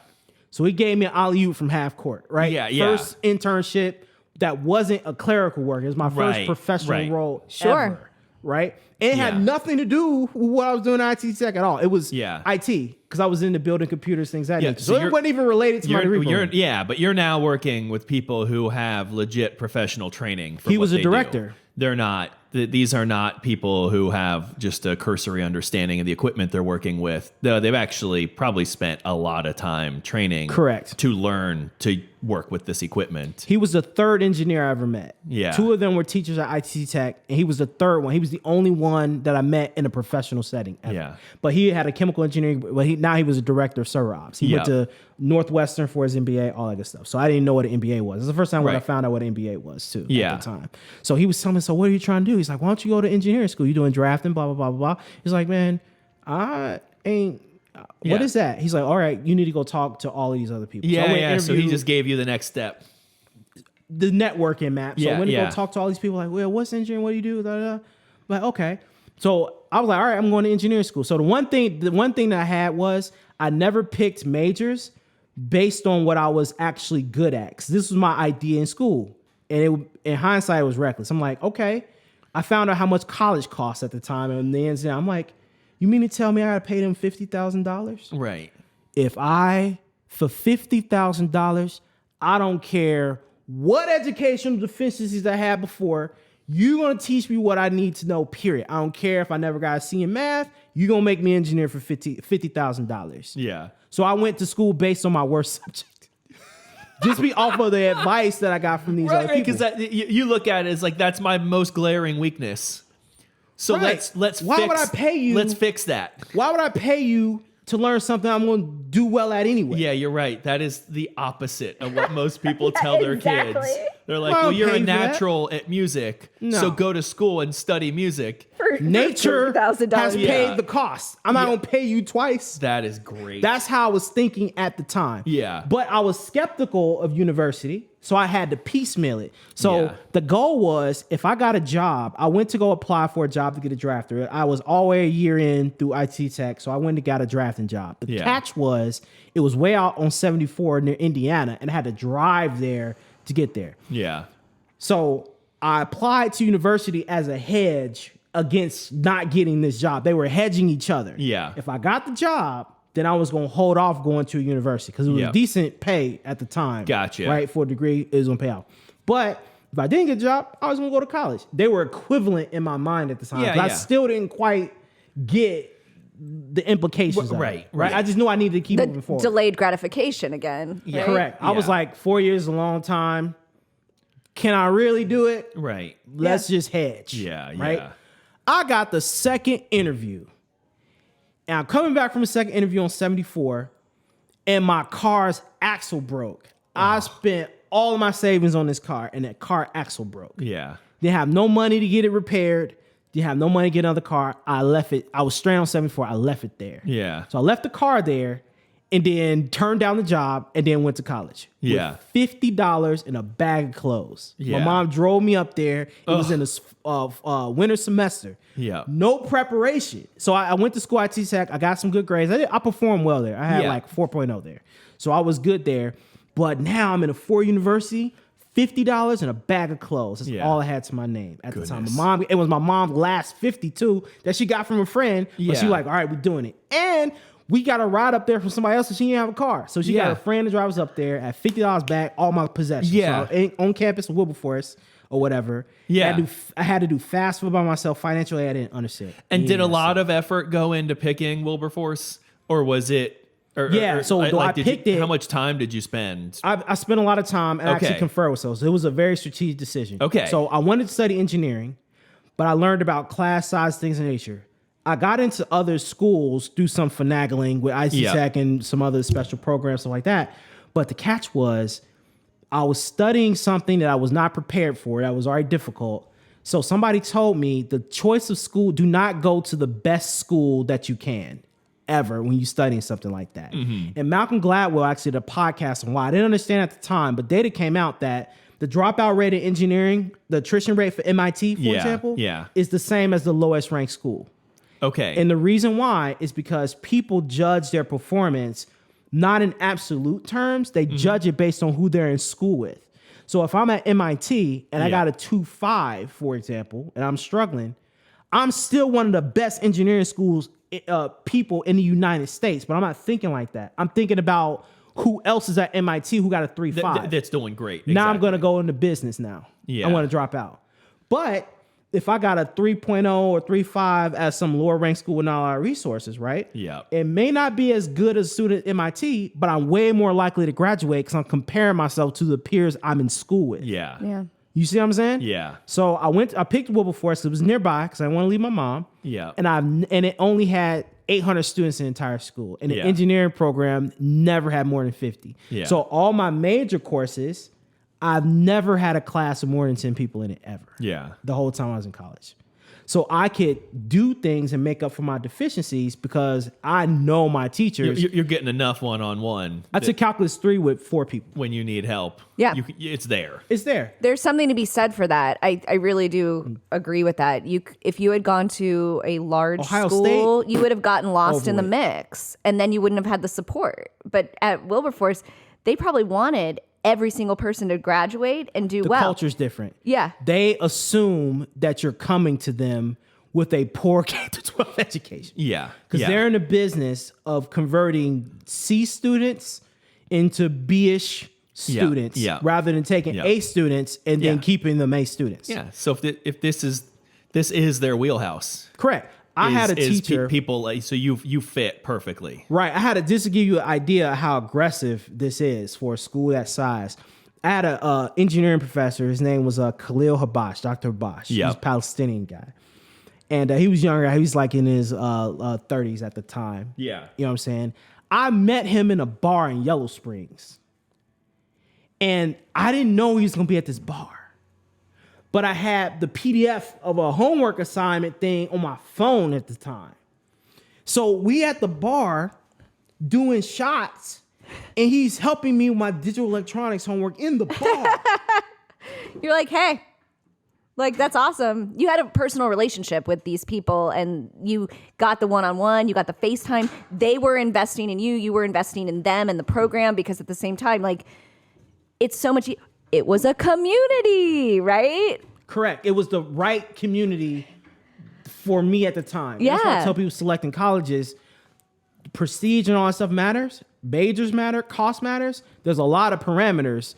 None of this matters if you're less likely to even graduate in the first place. So you need to select based on what is even going to make you graduate at all. Yeah. And I thought about that first. So I went to Wilberforce, small class sizes. It was close by. Boom. So I ended up going there. And I found out calculus for the first time, which is the weed out class for the whole profession. Yeah.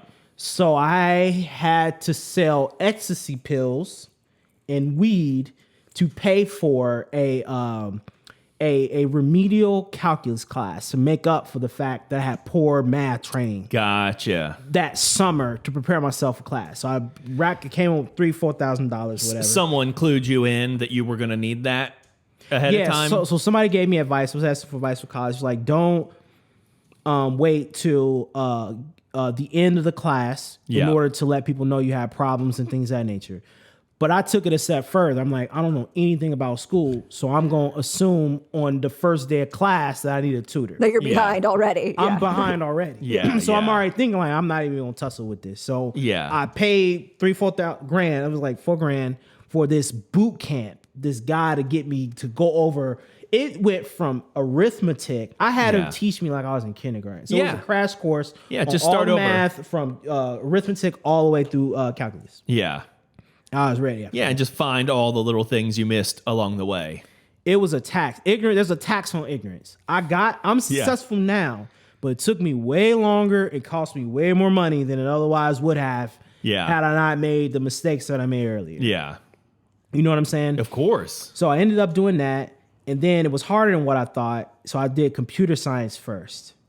Well, no, I did history first, right? Okay. Because I got intimidated. I was like, let me try history. Because I really like history. Yeah. So I let somebody convince me when I first got there, you should do something you love because you get a high GPA. Yeah. Yeah, but then you're like, what the fuck am I going to do with a history degree? Yeah. So it was that came second. Yeah. Right? But first was what I was saying before. I'm good at history. Yeah. I'm paying these people. Yeah. Yeah. I don't want to pay them for that. I'm already good at history. You're like, I'm going to read about history anyway, probably because it's interesting to me. I don't need to do it now and write a paper on it. But I cared about performing I literally wanted the education. Yeah. So I didn't care whether I got a 4.0 or not. But if I fought hard and I got the B or C, but I know, because I was going to keep, after the test, I was going to keep studying anyway. And that was my one redeeming quality. I got 2 master's degrees now. I'm on my second master's degree. But I got better as each time as went on because the test was never the end for me. I assumed that I was going to use it later. So even if I got a C, I'm like, all right, well, I'm just going to keep reading this book. Yeah, right? yeah. So I switched from history. I did computer science. Yeah. Then I found out that I hated programming. Yeah. Because of the teacher. But I didn't know what engineering entailed at the time. So I tried to run away from programming, like, well, I'd rather take my chances with the math. Had to learn how to program anyway. And how to do math. I didn't know that at the time. Came back into it. So I ended up switching to electrical engineering and learned that for the first time. And then college was a transformative thing for me. That was another set of things that I didn't know about. It was the first time I met a gay person in person that I knew was gay and they knew it. Right. That was open. Never had that before. That's and probably the time period too, right? And I got hit on. Yeah. And it was normal for him. Yeah. I was going to say, like, in our... I mean, I don't know how old you are, but it sounds like you're similarly aged to us. I just turned 36. Okay, you're a little younger than us. But it's the same idea, like, coming from Cincinnati, going to school in rural Indiana where we went to college. Oh, yeah. I feel like I didn't have much exposure to diverse cultural, sexualities, like all of this stuff until like in college, but even until I went off campus and did like a study abroad program or did an internship in like in a working environment, right? And so it's so like intriguing to me because my 11-year-old son reads books and sees television programs, and I don't know that he has, friends at this age that are, out or anything like that, but he is much more clued into it, right? Clued into the whole diversity of people and the human experience than we were at our age, at 19 and 20, right? Yeah. Yeah, I was super clueless. But I was open to it because I was so thankful to be in the space. Right. I'm the type person where when in Rome, do as the Romans do. Right? So I'm in college, so I figure this is part of the college experience. So I was open to it, right? So I talked to him. I learned a lot of stuff that I didn't know. It was, you feel betrayed in a lot of ways too, man. And I had to get over that bitter feeling of learning stuff for the first time that you feel like you should have knew. Yeah. It's just a free floating thing. I can't tell you. Somebody should have told me this. Right. I'm like, why did I know about these people? And that they were cool and that they're probably, and that me even thinking that this person deserves to fry for eternity. Yeah. I should question that thinking a little bit more. Yeah. What did this person do to fathom that? I didn't think about that because I didn't have to, because they're a concept at that point. Yeah. They're not a real thing. Right. So I can think all kinds of ridiculous things about them. Yeah. Then I feel bad. Yeah. Now I feel stupid at that point. You know what I mean? Yeah. But it's such a part of growing up and broadening. And I shouldn't even say that because a lot of people grow up and never gain that maturity or that perspective. But like, that's just part of developing a well-rounded human experience, right? And we don't do it we do and we don't.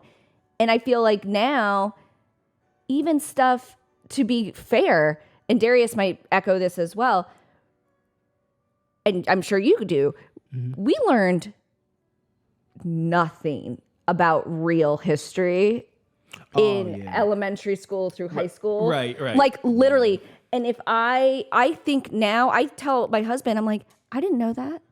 I never knew about that. Like, and I'm talking about stuff that's civil rights era, things that I never knew about. I never knew. And no one fucking told me. And I'm mad about it because I feel like I got left behind, even though most people did in our generation of this history and everything else. And so I hear you. Like you get into a new experience and you get into a new culture or a new community and you start to like absorb, but you're an open person. And that's like the beauty of having that openness to be able to absorb new things and take them in and not reject and judge them immediately, right? Yeah, and that's where we are as a society anyway, is like, can people just be like a little bit more open and like accepting at first? Exactly. It's scary though for people. Yeah. Just take on this new information and just take a deep breath and let it swirl around in there for a minute. Yeah, like maybe there are people that have that experience or that are different than you, and you don't need to make everything all so black and white all the time. I'm not saying, like, you know what I mean? Like, there's a gray area of everything, right? Yeah. You know what makes that easier, though? What made it easier for me? What I was finding about other people, the more shocking thing was I didn't know shit about myself either. Yeah. You think that you place too much of an emphasis on personal experience. Yeah. And I tell people all the time, 'cause I do talks on racism, things of that nature too. And the first thing I always tell them, I'm like, listen to me, man. I'm black. I don't know shit about racism at all. Yeah. And they look confused and puzzled. Yeah. And I'm like, I don't really understand everything it means to be black either. Yeah. I'm learning too. I know more than you do. Right. There's a lot of things I don't know, and I get shocked every year. Yeah. So I don't think I'm an expert. Yeah. You're like, I'm still surprised. We might have to, because this is an academic discipline. I'm a human being. I'm multi-layered complex. And me getting run over by a car don't make me a mechanic do it. Right. It's the same kind of idea. Right. And when I got to school, and I went to a historically black college, history there on a whole lot of different levels is a lot different than history everywhere else, for one. Of course. And cultural aspects of things and different I didn't know that there were different kinds of black people. Yeah. That was a shock. Yeah. You hadn't. Because you don't think about Just diversity not something like that. that comes up. Well, I don't for think that kids. white people know that there's different kinds of white people, right? Yeah, correct. Like, Yeah. I think it goes both ways because, like, what we were just talking about, the working poor, the class system, and then Regional I things. can't relate, coming from where I've come from, to somebody that grew up in rural Appalachia, happens to be white, and they have a completely different experience. Yeah. Or these people like the Duggars, or that have like 25 children and they're the extremists. Quiverful. They're Yeah. extremists, or the Klan. I can't relate to them. Yeah. Right. I have and those Right, white right. people are on a totally different whiteness Yeah, than I. yeah. I have no idea what's going on. So I kind of feel you in that way because I didn't understand that either. Like, you don't understand yourself. So it's like, I don't understand myself as much as I thought that I do. Yeah. Much less you. So now I'm much more open to other people because now I'm forced to be open that I don't even have all the answers about me. Yeah. So I definitely don't know about you. Yeah. That's a great way. I mean, that's what we all have to do. As you're right? becoming aware of everything you don't know. Oh, you feel It's chips, just like man. it makes you so humble. College, and then like you get to college, and I was open to it. You find out so many things. You have to challenge stuff that you thought that you knew. You do that enough, it makes you humble. Women is another thing that I didn't fully understand or challenge any of my ideas about women until I got to college. And I felt stupid then too. Yeah. Because you grow up, because that was the first time I lived with women in a scenario where we weren't children. Yeah. We live together now.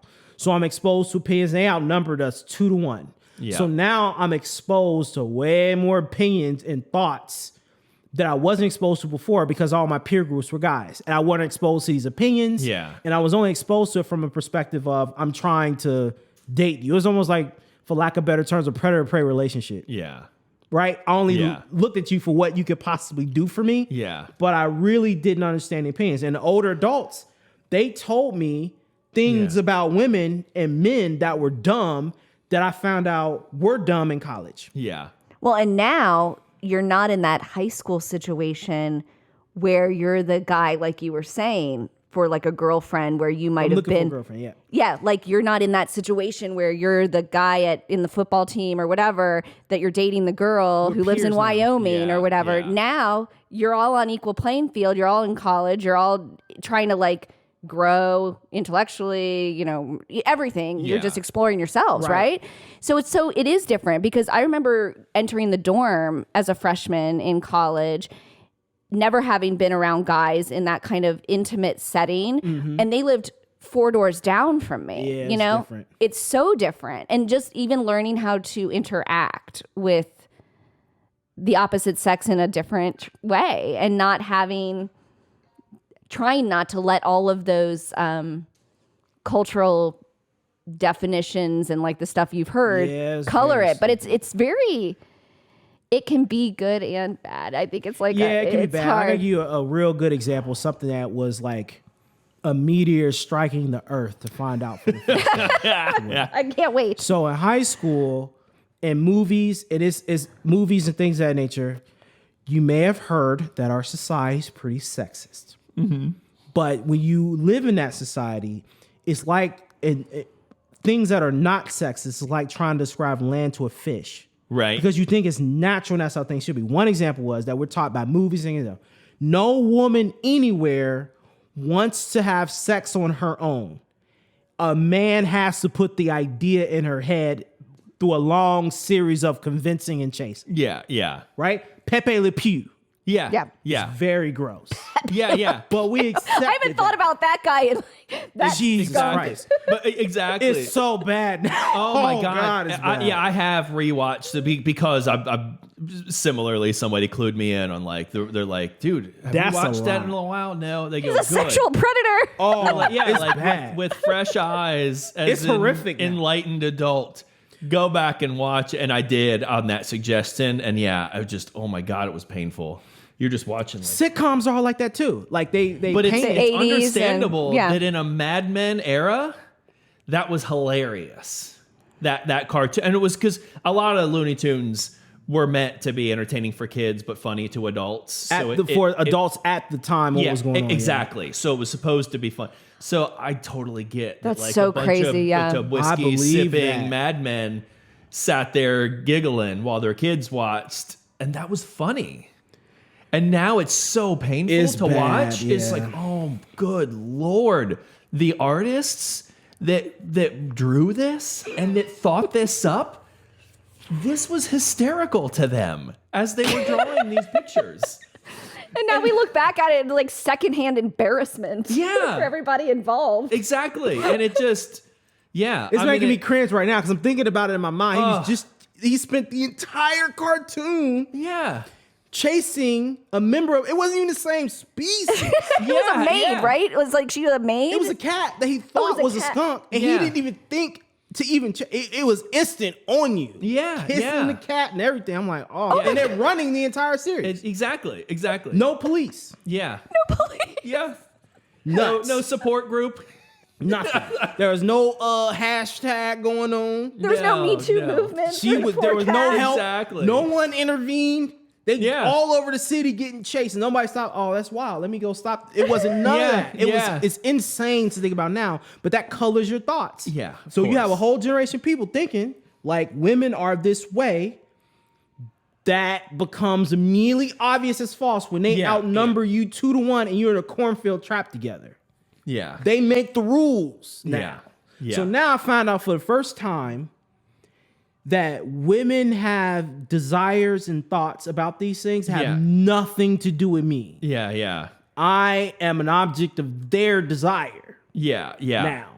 Wow. Yeah. It's not And up to I me. was It's not like, up to I was me to plant not that ready idea for in her that head. at all. I was not ready for the call. I seen you in class today. What you doing at 8? Yeah. I'm studying. Well, I'm trying to fuck. So yeah.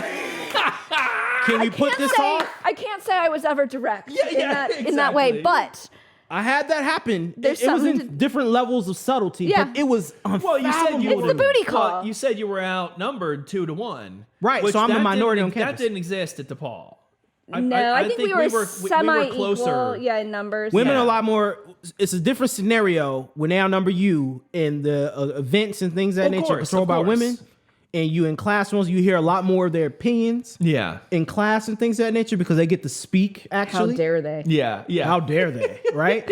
So I had to think like, oh man, my whole idea about what it means to be a man and what it means to be a woman was all dumb. I had to reevaluate. Oh, I had to all of relearn it too. I mean, for sure. I feel like our Yeah. generation got so fucked up in like this, like having the Pepe Le Pew cartoon going on one end, then having like Reality Bites and like all these like Gen Xer movies that came out MTV. towards the end of our like high school years. And then for our parents to be like back in the like, you know, I mean, for the most part, like their cultural perspective on all of it and their gender roles and everything else, so messed up to the point where, I mean, it's unrecognizable today how my sons are interacting with the world and interacting with gender and everything else than it was as me, like as a kid growing up in the 80s and 90s, for sure. Right. College, that's underrated thing about college that I appreciate is that you are exposed to people's voices who have the ability to speak to you and advocate for themselves in such an intellectual and eloquent manner to articulate ideas that you would never be exposed to otherwise. So now now I understood what feminism was for the first time. But now I have a woman telling me these things in a way that's like, I would have never been exposed to that otherwise. She has the education and the experience to articulate this in a way. Because other women know the plight, but now in college, they can articulate it to you. Well, and they're supported too. I mean, there's professors that are supporting this. There's a community atmosphere that's supporting this and echoing it. It's like an echo chamber, right? So like you go into this like, and then you see the power or you see the diversity of the opinions and the cultural perspectives and the movement and everything else. And that you didn't see back in hometown, high school and everything else. So there's something huge for all. I mean, that's the other thing that you gain from, like you said, it's the community of being in a college or in an environment where you're challenging and you're learning. It redefines what community means, right? This whole journey that I'm describing about, it's me changing, evaluating, and redefining what community means and what my role in said community is and what my obligations are to it and what skills I need to act in such a way that I need to in said community. It's a running theme, right? Exactly. So you're just totally redefining what a community is as you go through those 4 years. And are you in school when it becomes perfectly clear that like I am definitely going to be an engineer? Like this is what I'm going to do. By my sophomore, going into my junior year, my sophomore year was clear to me at that point. Okay. So you're starting to firm up the plan. Right, because now I got confidence I could do it. I'm in school, I got my first set of grades, I'm experiencing, so I'm like, okay, I had the nagging suspicion that my grades from high school were accurate representations of my performance. So now I've dispelled that completely at this point. Right? Then I was like, well, let's go crazy then. So now I got convinced to go to Ohio State's Graduate School of Nuclear Engineering at the same time. So the Department of Energy came up, the U.S. Department of Energy, an Ohio consortium of schools led by UC in Ohio State came up with this nuclear engineering program grant because they were worried about not enough people with the training.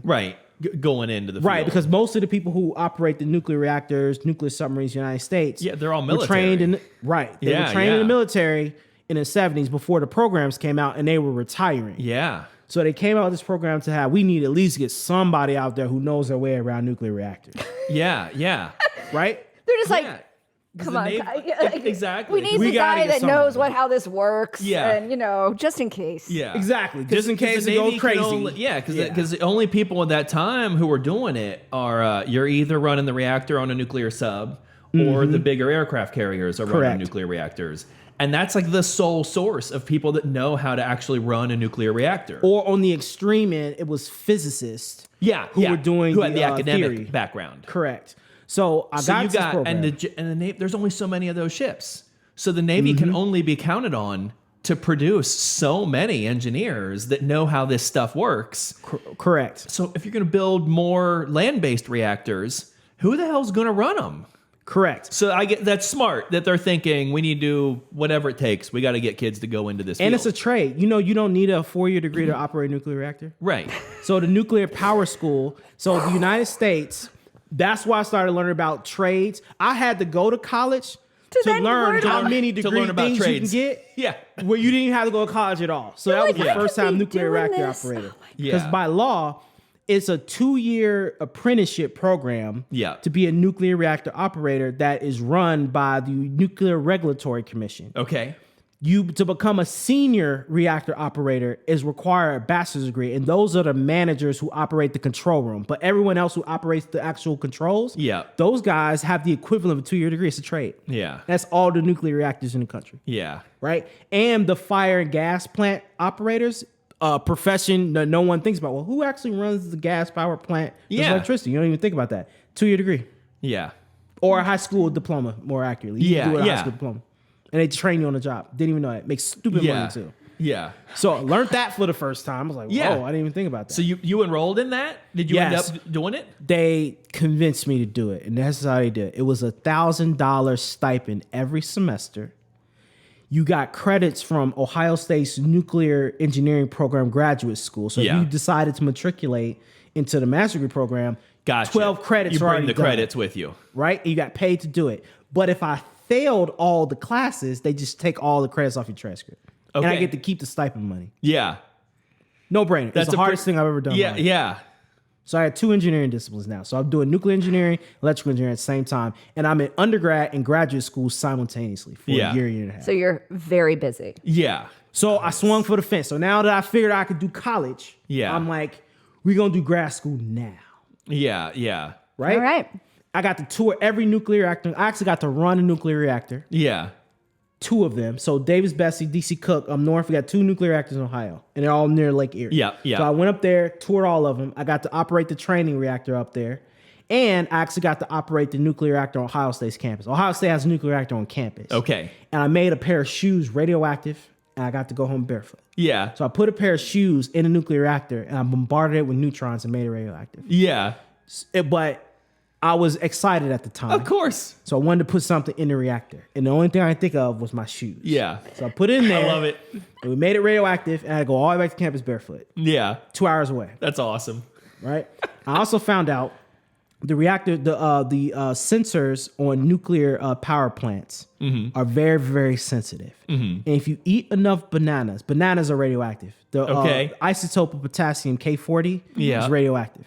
Very small trace amounts. Yeah, yeah. But you eat enough of them, they can tell. You actually can build it up. They can tell. That's great. Wow. Yeah. So it was interesting experience studying nuclear engineering. I found out a lot of other stuff I didn't know. I also found about the Navy nuclear officer program, and I Yeah. found out the military had different jobs and way different perks based on how you come into it. I didn't know that either. Yeah. Okay. I didn't know that all officers in the United States, there's a cap on how many officers that you have in the Army. It's at 15%, and you have to have a bachelor's degree. Yeah. And they give you different perks based on different jobs in the Army. Because I think you think Right. Army, I think soldier. Right. They have musicians in the Army. Yeah. They yeah. have cooks. They have the guys who run the reactors. They have Doctors. secretaries, Yeah. accountants, doctors. Yeah. Had no idea. Didn't even think about that. And the Army is I think it still is. They used to be the only branch that let you specify the job before you signed up. yeah, you put in your contract. So with Marines and Navy and everybody, you're going to sign up and hope that you end up with a job that you really like. Navy, but they you do don't it too get to now. hand pick it. And Army was like that was their one draw. Mm-hmm. Are you like dead set against being a cook? Well, we can guarantee you on day one that we're Yep. not going to make you be a cook. Yeah, they did that to the Navy, but for the officer program. Okay. So I was going to be a nuclear reactor officer in the Atlantic Fleet. So at Yeah. my school, I got to tell you about the time I got interviewed by the CIA too. So, okay. So we would have these career fairs and we have these mock interview partnerships with all different kinds of things. We had Yeah. everybody recruit on campus. Because if they were recruit, we have this co-op program called Preparation for Cooperative Education. And we would do mock interviews with the people from the career fair. My interview at the time was with the CIA. It was a national clandestine officer for the CIA because he was recruited at school. It was the weirdest interview I've ever had in my life. And I remember like it was yesterday. So it was just a mock interview for me to prep to go co-op somewhere else. Yeah. And she asked me, she was like, so what news sources do you read? What do you think would be a good news source to read if you were Al to become Jazeera. a CIA officer? That was exactly what she said. Yeah. She said Al Jazeera. She said Al Jazeera That's great. is the number one. I didn't answer that. I didn't know the answer at the time. Yeah. But that's what she told me. She said Al Jazeera. And I didn't even think like that. Yeah. And that interview was weird. It was the first person I ever met for the CIA that I was aware of. Yeah. And that was the first time I actually understood what the CIA actually did. Yeah. To start to appreciate what it's like to live in that space. Well, different careers that they have. You think agent, but they got all kinds of people in the Yeah. CIA. So Yeah. again, Yeah. my community and ideas expand. I learned the Army. Yeah. Stuff about the Army that wasn't true. Stuff about women that wasn't true. Stuff about careers in general. Did I really have to go to college? I didn't think that before, but I didn't know the extent of how many careers are out there that you can get as a trade. Learn all kind of stuff in college. Yeah. You learn in college that college ain't as necessary as you thought college was in college. Yeah. Insane. They're talking you out of it while you're there. Yeah. Right. Yeah. So I'm doing. So I was going to be part of the Atlantic Fleet. I was going to go to officer school, but they could not guarantee surface ships. I didn't want to be in a submarine for 6 months at a time. Yeah. Turned it down. Right. So I didn't end up going into the Navy. I started working for Johnson Controls. I got really into environmentalism for the first time. Heavy into it. Yeah. I learned about pollution. All that. Didn't give a shit about any of that. Politics. I did not know the difference between Republicans and Democrats when I went to school. Yeah. I voted for Bush the first time. I'm not sure I did. My family, like we didn't talk about politics. We didn't. I just wanted to participate. I voted for Bush because I thought he was funny. Yeah. He was funny to me. He's hilarious. Yeah. He's still funny to me, actually. Yeah. Now, if I had to say, Trump is the funniest president I've ever seen in my life. Right. I will never take that away from him. Yeah. He is hilarious. But if I was 18, I would have voted for Trump. Yeah.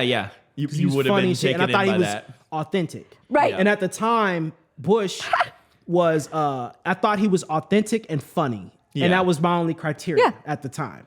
Yeah.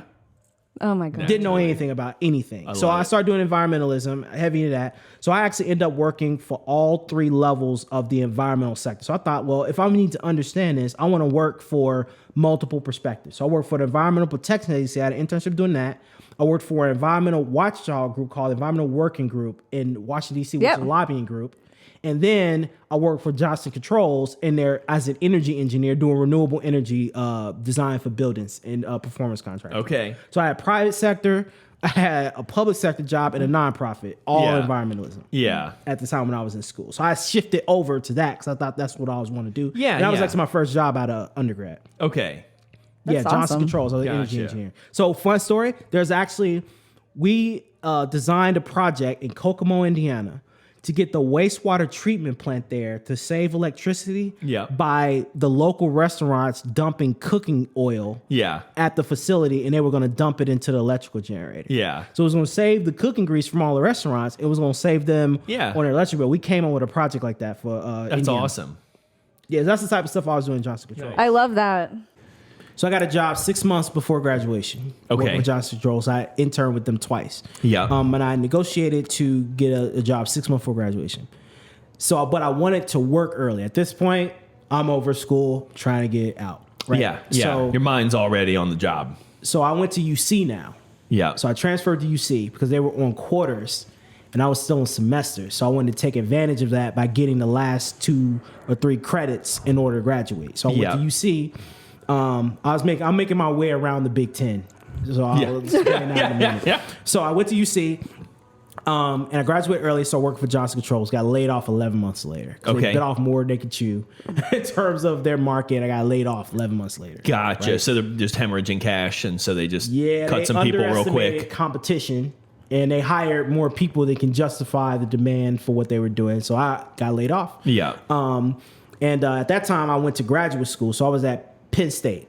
Okay. I went to Penn State for systems engineer at that point, graduate degree. And each successive education I got, I always outperformed the one below it. So at this point, people were looking at my transfer stuff like I'm an idiot savant. So I went from Your Goodwill Hunting coming through. GPA in high school to a 3.7 in engineering grad school at a Big Ten school. Yeah. And people were wondering, like, how does even... Yeah, what was this guy's story? I just didn't understand a lot of stuff. Man. Yeah. And that's why I always make the comment, intelligence not demonstrated is indistinguishable from intelligence not possessed. Yeah. People say, well, we shouldn't have GPAs because they don't measure potential and all that. Well, that is accurate. Yeah. But intelligence not demonstrated is indistinguishable from intelligence. How else should we as a community evaluate whether you possess what you say you do? We should be open to a better yardstick, but it doesn't mean we need no yardstick. Correct. Right? Yeah. And that's why I always tell people, well, you were able to be successful with your GPA. I was also a fool because I had potential I didn't demonstrate. That's a character problem. Yeah. It ain't got nothing to do with me being intelligent. Yeah. For whatever reason, through ignorance or hubris, I didn't feel like I needed to display it. Yeah. So I paid the price for it. And an employer doesn't owe every single person in this world to give them a shot, even though their past performance doesn't demonstrate any promise. Trust matters. They're not obligated to just give you that chance. No. And you wouldn't if you were in their shoes. But I look at it as it's a formalization of one of the main fabrics of society, which is trust. Mm-hmm. Right? What's better than trust and accountability, right? So credit scores, degrees, the bar, all these other things are just codified trust mechanisms. Yeah. That's it. That's all it is. Yeah. You know well, what and I'm you saying? were also getting it by networking, and you were getting other people's trust who were then passing you on to another person that you could network with, and it was building that credential line. Community. It's how, and I think that's the running theme that kind of encapsulates what we've been talking about here in my experiences, right? Is how do we define community? How do we decide what role we want to play into it, and what obligations do we have to that community that they place on us, and how do we decide whether it's even worth it or not to engage with it, and on what terms? Yeah. And that is not as simple as it seems. When you hear people's life stories, that's really what it's about, really, when you hear them talk. Yeah. And we're all just trying to figure that out. Yeah. You know what I'm saying? And that's where I came to conclusions about, well, why? Because when you, that's the beautiful thing about not taking these things for granted and not being obvious. You start to question them. Why do I need to get a GPA to show you shit if I know I myself is capable of it? Yeah. And the retort will be is, I don't know you.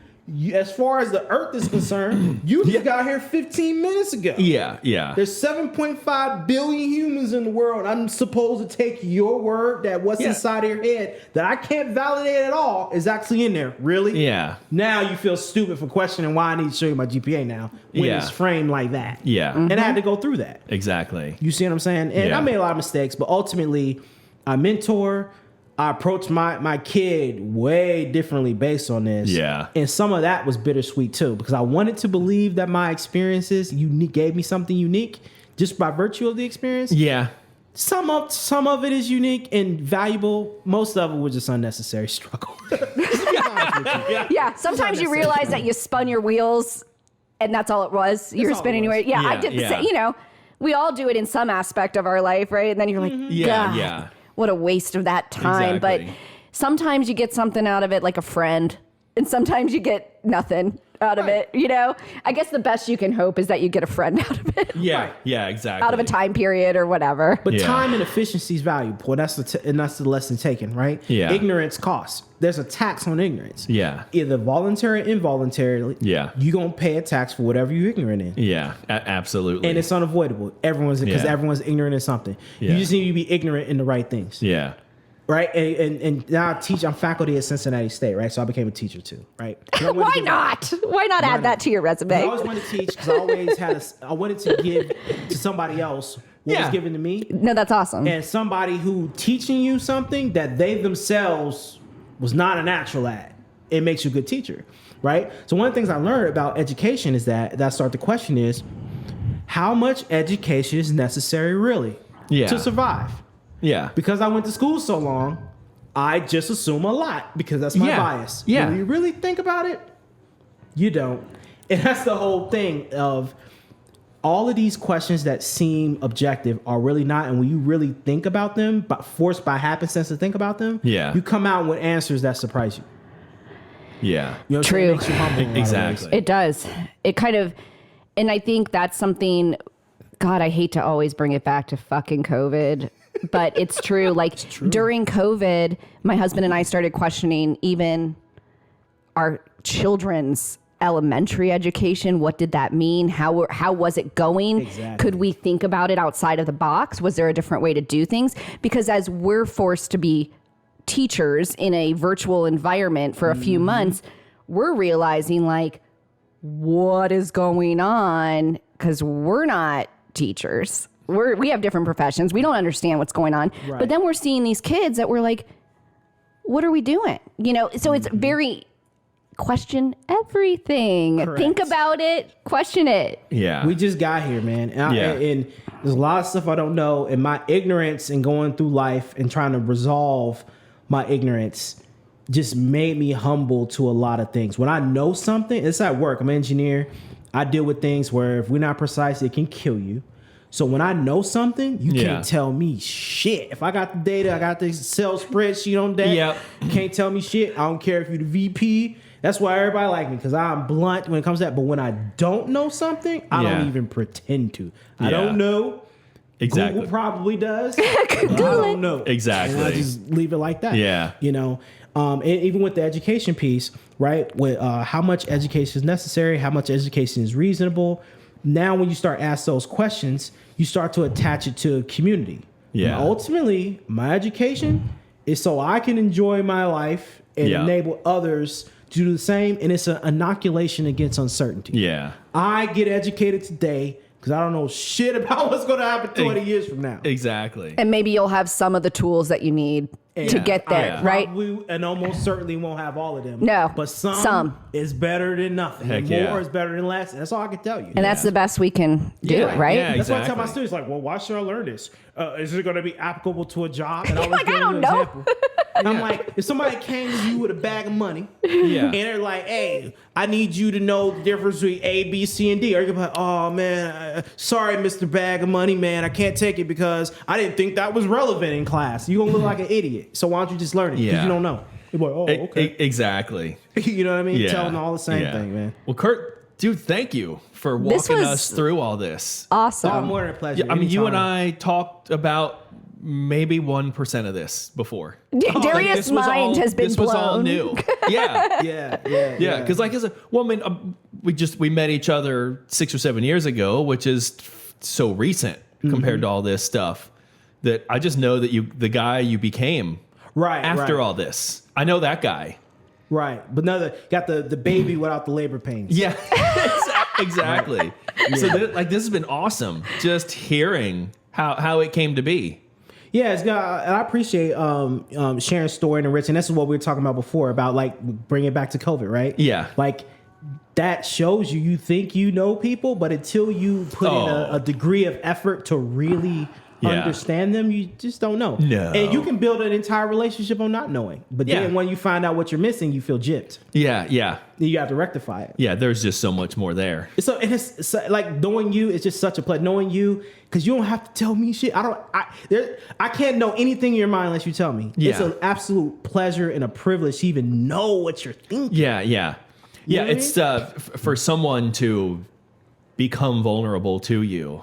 Mm-hmm. It's or at least I'm knowing now. Maybe I didn't appreciate it as a young man. I probably didn't. Mm-hmm. But now, like it seems like it's such a luxury to have another adult human that is like purposely vulnerable to me. Right. They tell me things about themselves that they might be embarrassed about, that if I was an asshole, I would make fun of them for, and that they're just choosing to be in that state with me. Right. That's incredible. Yeah, man. You gotta take advantage of it. That's the one gift from COVID, I think. It made that apparent to people who were astute enough to observe. Yeah. You know. So thank you. Yeah. Dude, that was killer. Yeah, it's good. Oh my God, thank you for sharing. Come on now. Tell me that wasn't amazing, right? I just assume you all want a part 2 extending into Curtis's professional life. If you do, we will make it happen. Also, I've had a few of you reach out asking about gear and workflows for creating a podcast of your own. For those of you nerding out on those sorts of details, What do you think of the audio for the intro and outro on this episode? I'm using a new mic that's fairly affordable, and while I purchased it for a specific paid video work, it seems it could work for this podcast as well. So here it is. What do you think? Anyways, thanks for listening, and keep your eyes open for the next episode. Thanks for listening. Be sure to subscribe on YouTube or your podcast app of choice to catch new releases. Episode notes along with behind-the-scenes media can be found on our website at campublepodcast.com.